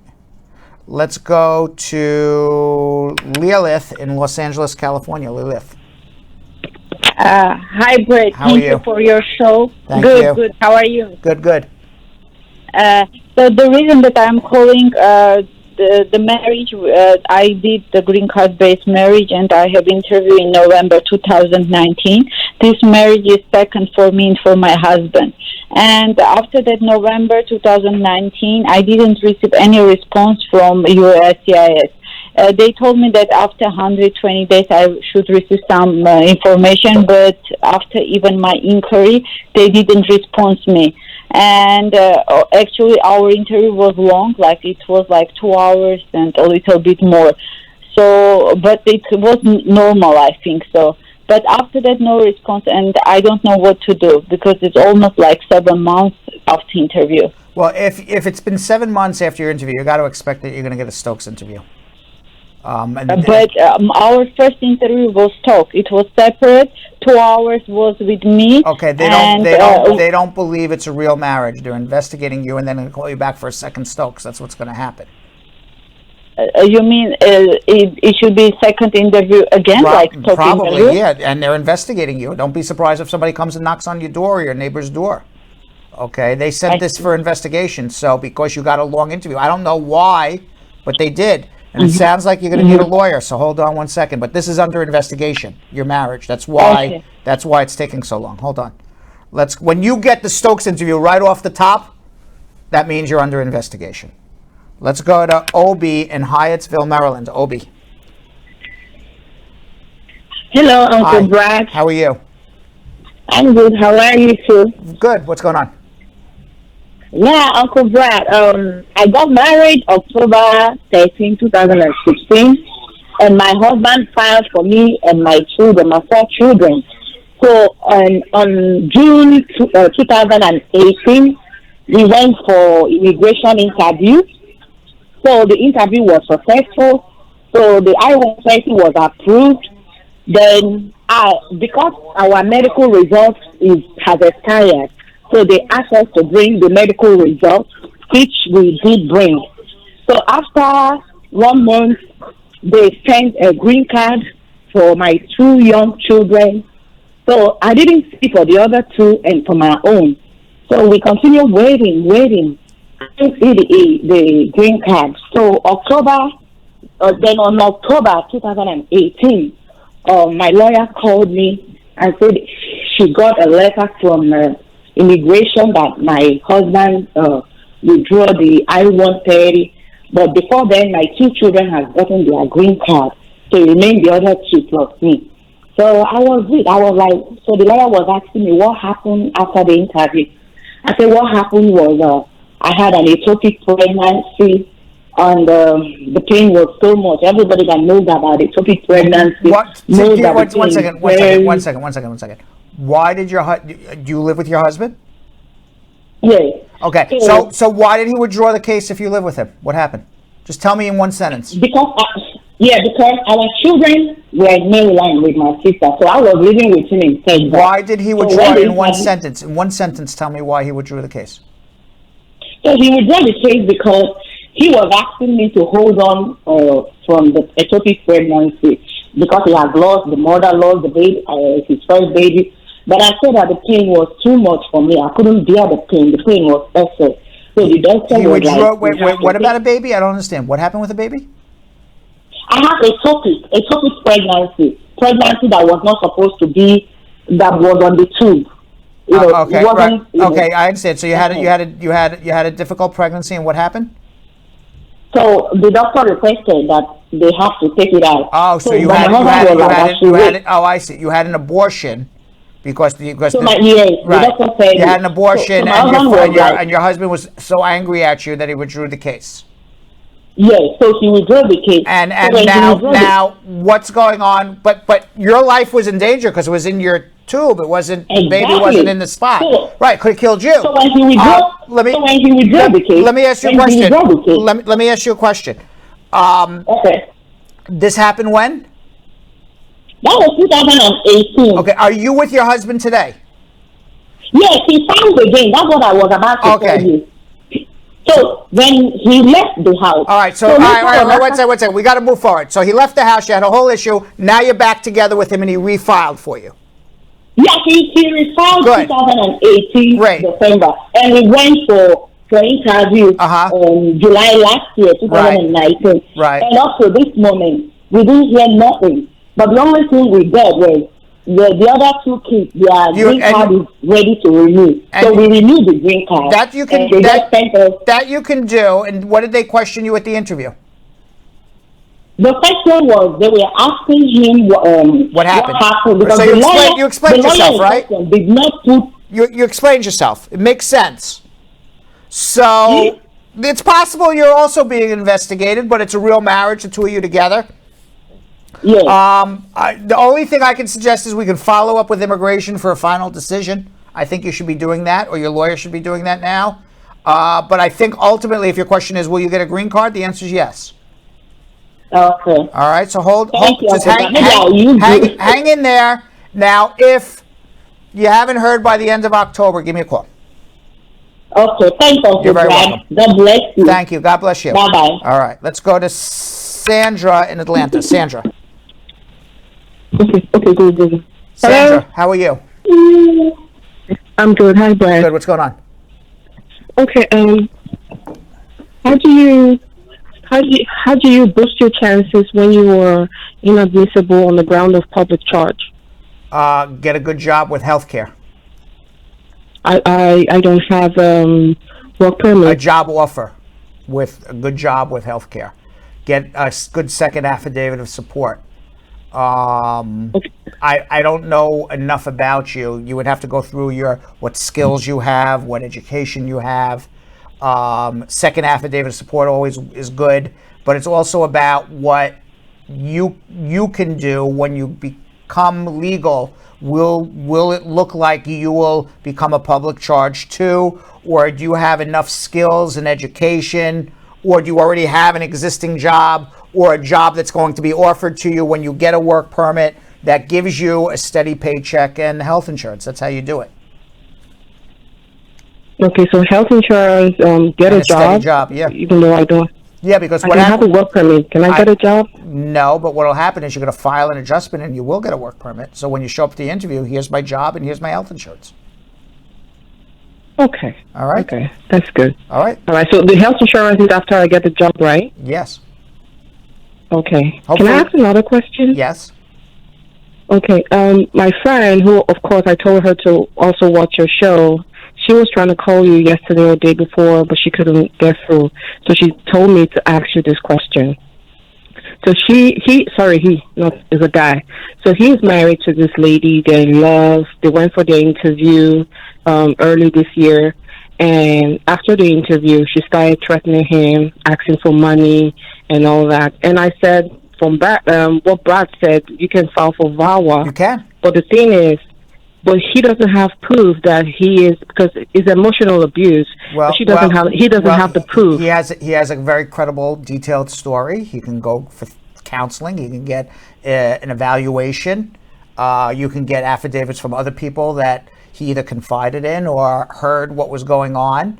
But her threatening, give me money, that sounds more business marriage than it does emotional abuse.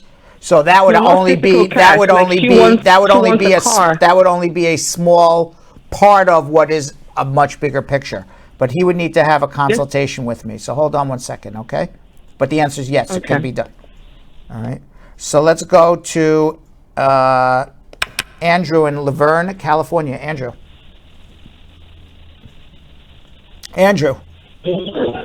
Hi, Brad. Hi, how are you? Good. How are you, Brad? Good. What's going on? Okay. So I'm asking for a cousin who came into this country 3 years ago with a visitor's visa. He's been married for a year now, but he hasn't filed his papers. Recently, we heard Homeland Security officials went to the address he put on his application when he was coming into the country to look for him. Why is Homeland Security looking for him? We have absolutely Does he have a criminal idea. record or anything? Nothing What like type that. of visa did he come on? A visitor's visa. That's odd. It's just extraordinarily unlucky, but if he's married to a U.S. citizen, he should file his adjustment immediately. Yes, he's married. He has a child now. He's married for over a year File the now. adjustment immediately. Don't wait. Because if you wait, you're going to get put in deportation. File the adjustment. As long as you don't have a criminal record, you came on a visitor's visa, you got a baby, you're married to a U.S. citizen, get that paperwork in. And by the way, a lot of times people pretend to be Homeland Security when they're not, just to scare the shit out of you. So we don't even know if Homeland Security came, but somebody's trying to scare you, or maybe it really was Homeland Security. We don't know. Okay. All right? But file the papers. Okay, Brad. All right. All right. Thank you so much, Brad. All right. Let's go to Rob in Clifton, New Jersey. Rob. Excuse me. Rob. Hey, Uncle Brad. How you doing? What's going on? I've been watching your show for a couple of months, and you're doing a great job. Thank you. For the immigration community. Anyway, I'm here in the U.S. for so many years. I came here in 1992, and after a year, I applied for asylum. So I got the EAD and the A number and social security number. I came here as a crew during that time, and my lawyer. What's your question? You filed for asylum, you came as a crew member. What's your question? My question is, I have an approved petition by my sister, and I've been waiting for so many years. Yeah, that's not going to help you right now. No. I already have. I'm covered with the what's that? The 245I. Oh, you are. Why are you covered with 245I? Because my sister filed. When? In 2000. Before 2000. When did you come to America? When did you come to America? 1992. Okay, you are 245I. I'm covered. Yes. Yeah, okay. I'm So all right. So Rob, if your sister filed if your sister filed in 2000 before April 30th, 2001, where are you from? What country? Philippines. You're from the Philippines.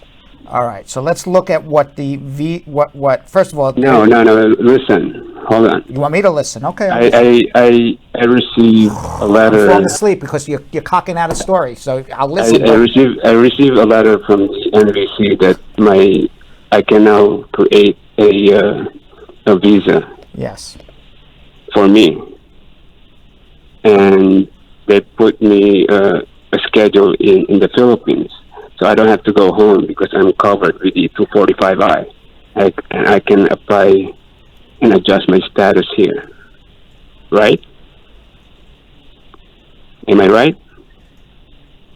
I'm listening. Hello? You told me to listen, so you're giving me Yes. demands. You demanded me to listen. I'm No, listening. no. I'm sorry. So when you're done so- demanding from me, I'll tell you exactly what I was going to tell you 5 minutes ago before you put me to sleep. All right, because you say every English word. It takes you 10 minutes to get a word out of your mouth. So let me give you the answer now, Bob. Now it's time to listen to me. Okay. You could have gotten your green card today, yesterday, a month ago, 3 months ago, 6 months ago. Okay? You are 245I. You have to withdraw your asylum case and file an adjustment. You should already have a green card in your hand. They're up to June 1st, 2001 for the Philippines. You need to file an adjustment application. You have to pay a penalty fee. So if you want to listen to me, which you should, Yes, hold on and have a consultation with me, and I'll get you a green card, all right? Oh, my God. I'm exhausted from all of this. Listen to me. No, you listen to me. By the way, I have in front of me right now the machine. This is the machine. We had a total of one person enter our immigration free consultation. Remember I told everybody that it was already preordained who was going to win because only one person entered the contest this week. The winner, the only person who entered the contest this week, is RSS 1991. And by the way, I have never met RSS 1991, but he sends me text messages, DMs me every day on Real Brad Bernstein. This man has already gotten 30 free consultations just from DMing me on @Real Brad Bernstein on Instagram, but now he will have the opportunity to speak to me as well. Ness-quick and Yo-Yo, tell him quickly, maybe more than one person wants to enter the free immigration consultation for next week. Would you believe that? One person.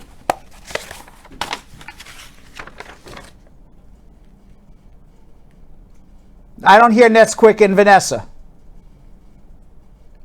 I still don't hear Ness-quick and Vanessa.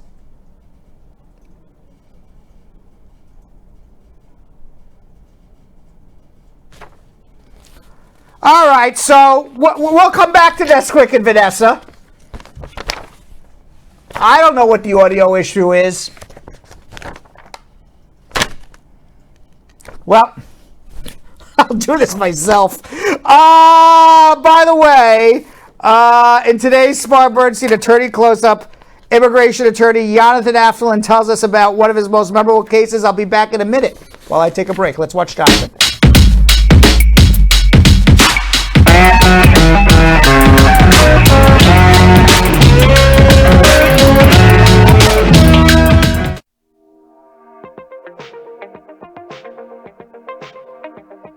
I would say my most memorable case was an emergency removal proceedings case. The client had 3 marijuana convictions and he was going to get deported in 1 month was his next court hearing. We did an emergency 440 motion to vacate those prior convictions, got him taken out of ICE detention and brought in front of criminal court, got all 3 vacated, 2 of them dismissed outright, and 1 of them repled to an immigration safe plea and took it back to the court literally. I got the order that morning and then took it back to court in the afternoon, the day that he was going to be deported. So it was a very stressful month dealing with his mother back and forth. She still calls me all the time, so we were able to make a good friend out of it too. But I'd say that was my most memorable case because I was able to take someone who was about to be taken away from his family and allowed him to remain here in the US. He's been living here since the 90s. He didn't really know about his home country. He's in his late 20s, and he's the only one in his family that works, that supports. His brother has schizophrenia, so he really was the financial and emotional provider for his family, and we were able to keep him here.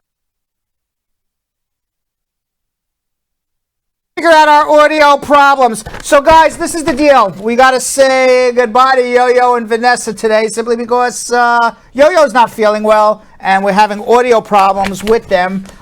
Some of the gremlins got our wires, I guess, but we'll get it all fixed tomorrow. So we're not going to be able to do social media check-in today, but hopefully we will get everybody's social media check-in tomorrow. In the meantime, this is good to watch because I did a Stokes interview, a Bradified Marriage, with two people who were actually going on a Stokes interview. What's interesting about them is that they met on Tinder and knew each other for 2 weeks before they got married.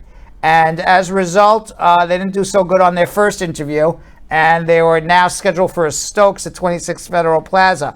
So joining me in for a prep of a Stokes interview in our Bradified Marriage is American-born writer Jessa Crispin, a Colombian-born Nicholas Rodriguez. They were married 2 weeks, as I said, after they met on Tinder. Jessica wrote a New York Times op-ed piece about their experience navigating Nicholas's green card application process. Let's watch and see how these guys, literally, it's a real marriage. They met 2 weeks on Tinder, and then they got a Stokes. Let's see what happens. Let's watch. We met each other for 2 weeks, and obviously there had to have been adjustments made, and here you are 6-7 months later. You basically held hands, jumped off the cliff, and right now, knock on wood, you guys are very happy and grounded. So and it's wonderful. One of the ways to make sure it works out is you got to pass your immigration interview. We have a game here that we play on our show sometimes called the Bradified Marriage. When you go on your adjustment interview, which will be in probably another 18, 20, 24 months, whatever it is, they're going to ask you questions that only a husband and wife living together would know the answers to. And they want to determine that you married for love. You didn't marry just to give this man a green card, or he didn't pay you to get a green card. One, they ask you questions about your living arrangements. And two, they want to know that you have an economic relationship together, meaning that you jointly commingle your income, and out of that income that you earn, that is commingled, you pay the debts of your marriage, whether it's taxes, credit cards, and that's how they determine whether or not this is a real legitimate marriage. It's the whole basis of this interview. That's what you're waiting on to get your green card. Now, many times you fumble through the interview or the officer thinks there's something fishy going on, they're going to separate you into two different rooms. I don't know, Nicholas, if you're familiar from Colombia, but I know Jessa should be familiar with a game back from the 1970s, a game show called the Newlywed Game, where they would literally put somebody in a soundproof booth and then ask newlyweds a question and see if the spouse can get the answer. In US CIS, they call this the Stokes interview. They're going to separate you into two different rooms, and they're going to ask Jessa about, this is assuming you don't get through on the first time around, and I assume you will, and hopefully you won't get to this stage. But if you do, they're going to ask Jessa about 100 questions about your life and your lifestyle, and they're going to ask you about 100 questions. And then they got to match. And then sometimes they don't match, and then they bring you in and ask for an explanation. We like to call this the Bradified Marriage game. What we're going to do is I'm going to ask you about 4 or 5 questions that it's possible, because you never know what you're going to get at that interview. Now, we're not going to separate you into two different rooms, but I understand you have a pad and paper in front of you somewhere. And don't show your spouse what you're writing. And that's correct, right? We're going to then ask you to lift up the answer at the same time and see how well you, or not well, you guys are going to do. Now, I will say the last couple that we had on that did this, we know are in a legitimate marriage, and they only got 1 out of 5 questions right. So you ready to start? Yes. Okay. What was the last restaurant the two of you went out to, the name of it, and what did you eat for dinner? That is the question. Okay. All right. Nicholas, you ready? Yes. All right. So let's put up the paper. The name of the restaurant and what did you eat for dinner is? It was some Italian place. Italian place, Yeah. VO, and Nicholas has no idea what he ate. But you're close. Oh, he said pasta? I just thought blank. All right, I give that. I give that to you. All right, 1 for 1. I give that to you. How many locks are on the front door of your apartment door? Okay. You ready? The answer is 3, and you say 2. You guys are not living in the same apartment. What was the problem? One doesn't work. We have one that doesn't. You have one that doesn't work. That's exactly what would happen, why somebody would screw up. That's a question that is 99% of the time always asked. And I've seen people screw up also because there's sometimes a lock on the actual doorknob, and they don't count that sometimes as well. Before you go for your interview, and this is for everybody, not only you, but for everybody, you have to walk around your house and be aware of everything in that house. How many locks, colors of furniture, where the air conditioner comes from, where you turn on the heat. All of those questions on your daily, everyday life of living in the house, you're going to be asked specific questions about. Okay. 1 for 2. You ready? For question number 3. What time do each of you generally wake up for work in the morning? What time do you wake up, and what time does Nicholas wake up? So you can ask both times.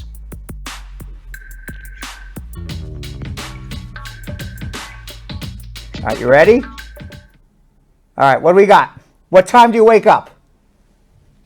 All right, 6:30 is him, 7 o'clock is me, and he has the same thing. Congratulations, right? He had the same thing. Congratulations. All right, so that's 2 out of 3. Okay. I would say that I'm going to give you 2 more questions. And if you pass these 2 questions, you got 4 out of 5 right. And the one you got wrong was kind of iffy.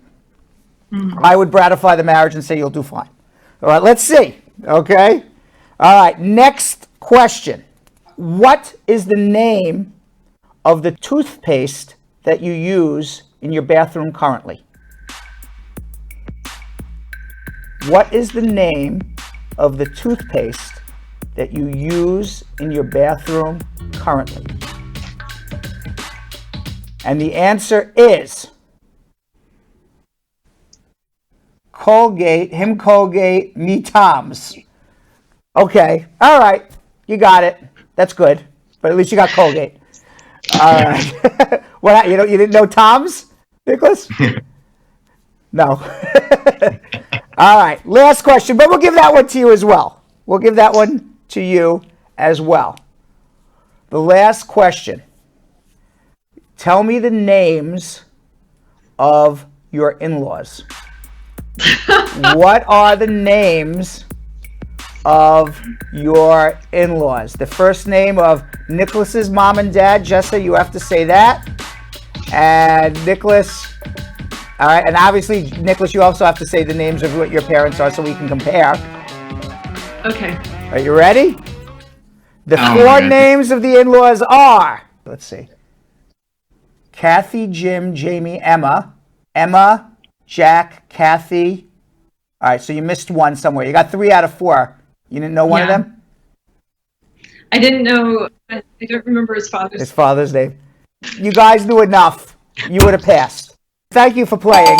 So I give you a pass, but there are little things like that screw you up, and it really depends on the immigration officer. When I was a young lawyer, I went on a Stokes interview, and it must have been my first or second interview, and they asked the couple, what did you do for dinner last night? And the guy said he went to McDonald's, and the other woman said, we had hamburgers. And the officer said, no, you got that question wrong. I'm like, what, are you out of your mind? They ate hamburgers at McDonald's, and I went crazy. Okay? So sometimes you get officers who are literally want to see the same exact words because they got blinders on.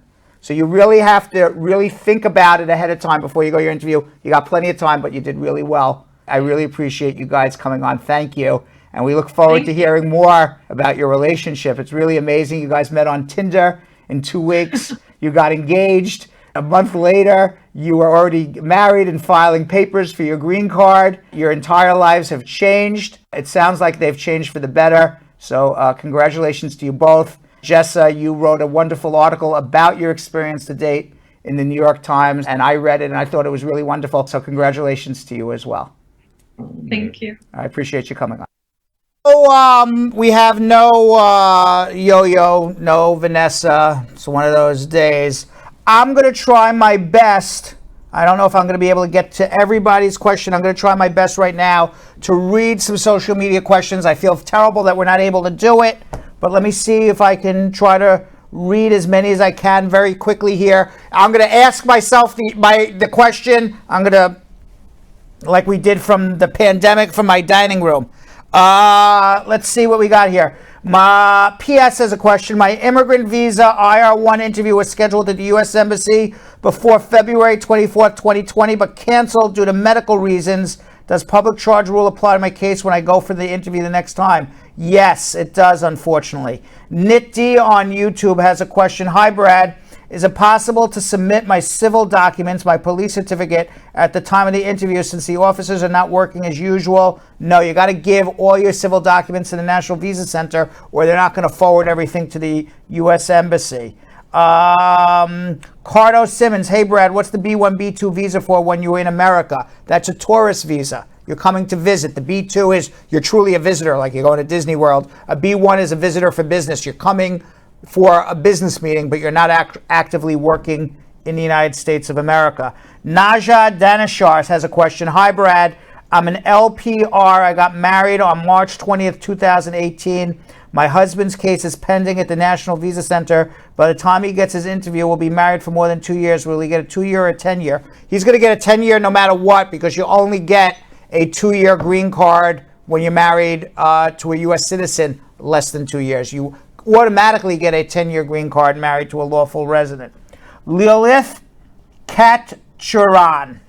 Hi, Brad. Thank you for your show. From November 2019, no response from USCIS California. Filer I-45 marriage-based interview was long, 2 hours, but it was normal. After 120 days, no response. I think I spoke with you on the phone. I said, if you had a 2-hour interview and there was they stoked you right off the top, it sounds like your case is under investigation. I would suggest you contact a lawyer. Naja Denishar. Hi, Brad. I'm an LPR. I got married on March 30th, 2018. My husband's case is pending at the National Visa Center. By the time he gets his interview, he will be married for more than 2 years. Will he get? Oh, I answered that. Yes, he's going to get a 10-year card. Marita Crawford, my husband has a 2-year green card. Can he file for his daughter in Jamaica? As long as the daughter is unmarried, you do not have to be a lawful permanent resident to file. You can file with a conditional green card. Nikki Lee, hi, Mr. Bernstein. I have a quick question. Is it possible for a U.S. citizen to file for a spouse and not live in the United States but pay your taxes? A U.S. citizen can file for a spouse who's living in another country, but that spouse doesn't have to pay U.S. taxes because that spouse is not a lawful permanent resident. So you don't have to include the spouse on the taxes. Only have to include the spouse on the taxes if they're physically in the United States. Dedicated to success. Are interviews being done for adjustments? Yes, they are. We're getting scheduled interviews both at 26 Federal Plaza and Holtzville, New York, and around the country for August. So interviews are happening. Island 26, hey Brad, does the death of my American citizen spouse negatively affect the processing of my I-45 application? Do I need to inform USCIS about the death or wait for the interview? Yeah, unfortunately it does, but your case transfers to a widow petition. So as long as you can prove it's a bona fide marriage, you bring the death certificate to the interview. And then they're still going to interview you. I would suggest you contact immigration ahead of time and let them know that your spouse passed away and that to convert your case to a widow petition or a widower petition. Nikki Lee, Brad, as a U.S. citizen, can I file for my spouse? I answered that question with the taxes. Support to Children has a question. Hello, I'm applying for an N-400 on a 5-year green card. I divorced my husband and I'm now remarried to someone else. Do I answer the marriage questions as married, or do they only refer to the three-year green card application? You still have to answer all the questions on the N-400. Are you married, divorced, married, whatever it may be, but you don't have to prove anything about a bona fide marriage because you're basing it on 5 years. Let's see what else we have here. Last question here. The Beyonce and Jay-Z fan page has a question. Hi, Brad. I applied for asylum last month. When will you think I'll get an interview? I think it's going to be very fast, and within a few months, you'll get an interview. Let's jump over to Facebook and see what immigration questions we have on Facebook. Anne-Marie Durham with a question. Hi, Brad. I came here legally on vacation, but September 11th, terrorist attack occurred. I was scared to travel by plane to return to my country. I've been here 19 years now. Is there any recourse? Sounds like you need a consultation, and maybe you were scared to return home in 2001, but what's the excuse for 2002 through 2019? Not that I'm coming down on you, but, you know, that excuse was out the door 18 years ago. But is there hope for you? Yeah, we'll try to figure it out. Let's see what we can do. Let's see what else we have here. Marge Higgs, just with a comment, and Pat Ego with a question. Hello, Brad. My name is Sheba Ego, and I'm an American citizen, and my husband is Nigerian and working in Dubai. Our I-130 was approved and is at the embassy. While waiting the embassy, there's another option or visa I could apply for while waiting for the I-130 to get him to the States faster. Well, first of all, if he's Nigerian, there's a Nigerian ban for immigrant visas. So what I would suggest is a K3 visa to allow him to come here and then adjust here. Other than that, he's not going to get here, even from Dubai at the present time. But there's no ban on K3 visas. Princess Wilson. Uncle Brad, I've been asking this question for 3 days. Well, you're going to get an answer right now, Princess Wilson. What can I do, if anything, if I'm a non-resident alien living in the Virgin Islands and haven't received one single tax refund, even though I file each year? My J1 contract ends next year. Would I have to go home without getting it? I really would like to know if there's nothing I can do about it. Princess, I am not a tax expert. You got to speak to a tax expert about that. Niak Ikenum. After submitting my DS-260 form, what would be next for me and wait for an interview? My other question is, what if my name is spelt wrong on my filing, but my passport has the correct spelling? What's your advice? A, contact the National Visa Center and let them know of your correct name. Okay, make sure it's corrected. Because if you show up to an interview and your passport has one name and your paperwork has another, obviously you're going to have a problem. And number two, what's next is if you have done all of the DS forms and you've submitted all your documents, including the affidavits of support and the police certificates and everything else, they're going to transfer your case to a U.S. Embassy for an interview. Hopefully that interview will happen as soon as this COVID is up. Abdul Lawai, good evening, Uncle Brad. My wife is an American citizen. She filed for me and my son, and our case is still pending. She also added me when filing her tax return. We want to know why she and her son was denied for a stimulus check. Because she's not in the United States. And until she is a lawful resident, she's not entitled to a stimulus check. She's not even here yet, and you didn't even have to include her on the tax return. That's why. Let's see what else we have here. I'm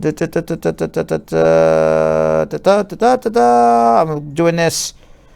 If I see any other quick question, let me see if I can get one more quick question in. Okay, last question. Viaj Kurana.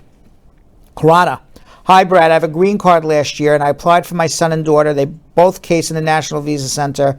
The visa category is IB1, I guess IR1. Priority date March 2017. My daughter, I guess, is 23 years old. My son, B1, B2. If he comes here, can he adjust status? But he turned 21 last month. If the I-130s were filed before they were 21, they are immediate relatives. They're immediate relatives for life under the Child Status Protection Act. And yes, they would be able to adjust if they came on a visitor's visa, provided you file the adjustment more than 90 days after they came here. All right, that's the quick social media check-in for the day. I apologize if I didn't get to everybody. We just had technical difficulties, but I will be back tomorrow with Yo-Yo and Vanessa working everything out. We hope Yo-Yo, he's feeling better tomorrow. I hope he goes to the doctor. I hope he's listening. And finally, we will not be able to do our speed round. Thank God nobody will blow me up today, but we will get to our comments of the day. I'm going to read them myself. And our first comment of the day is from Melanie Abiola-Aline, who says, "Hello, Brad and Team Squad Up. I enjoy every one of your shows. I've learned a lot. Looks, guys, if you need any immigration information, Brad and Team is the one. Holla at them. You won't regret it. 100%, heart.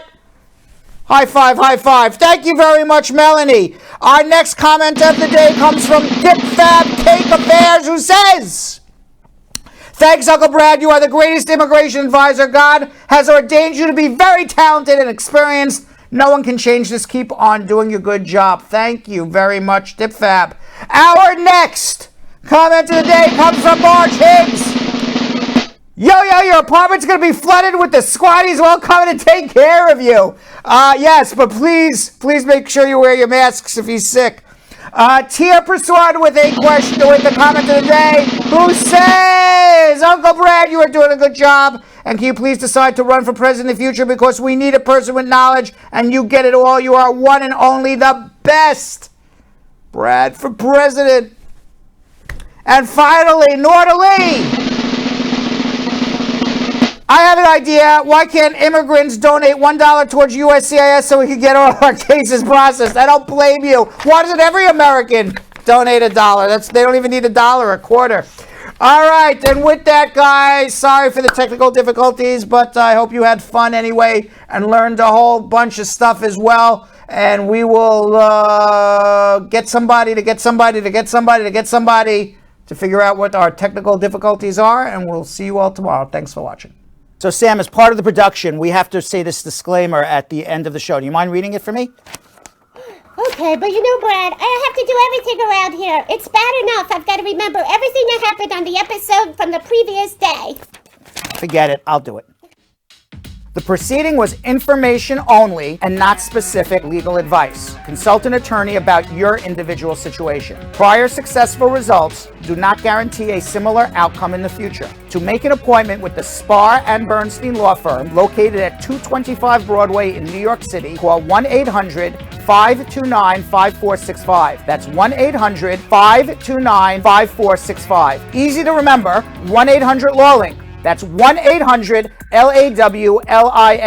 Once again, make a call to 1-800-529-5465. And of course, link up with the law offices of Spar Bernstein, located at 225 Broadway on the 5th floor. If I were you out there, make the call, make the link, make the connection, make it Spar Bernstein. 1-800-LAWLINK. That's 1-800-529-5465. And now, conveniently located in Hartford, Connecticut on 1 Congress Street. Visit us in Connecticut or in New York at 225 Broadway. That's 1-800-529-5465. 1-800-LAW-LINK. 1-800-529-5465.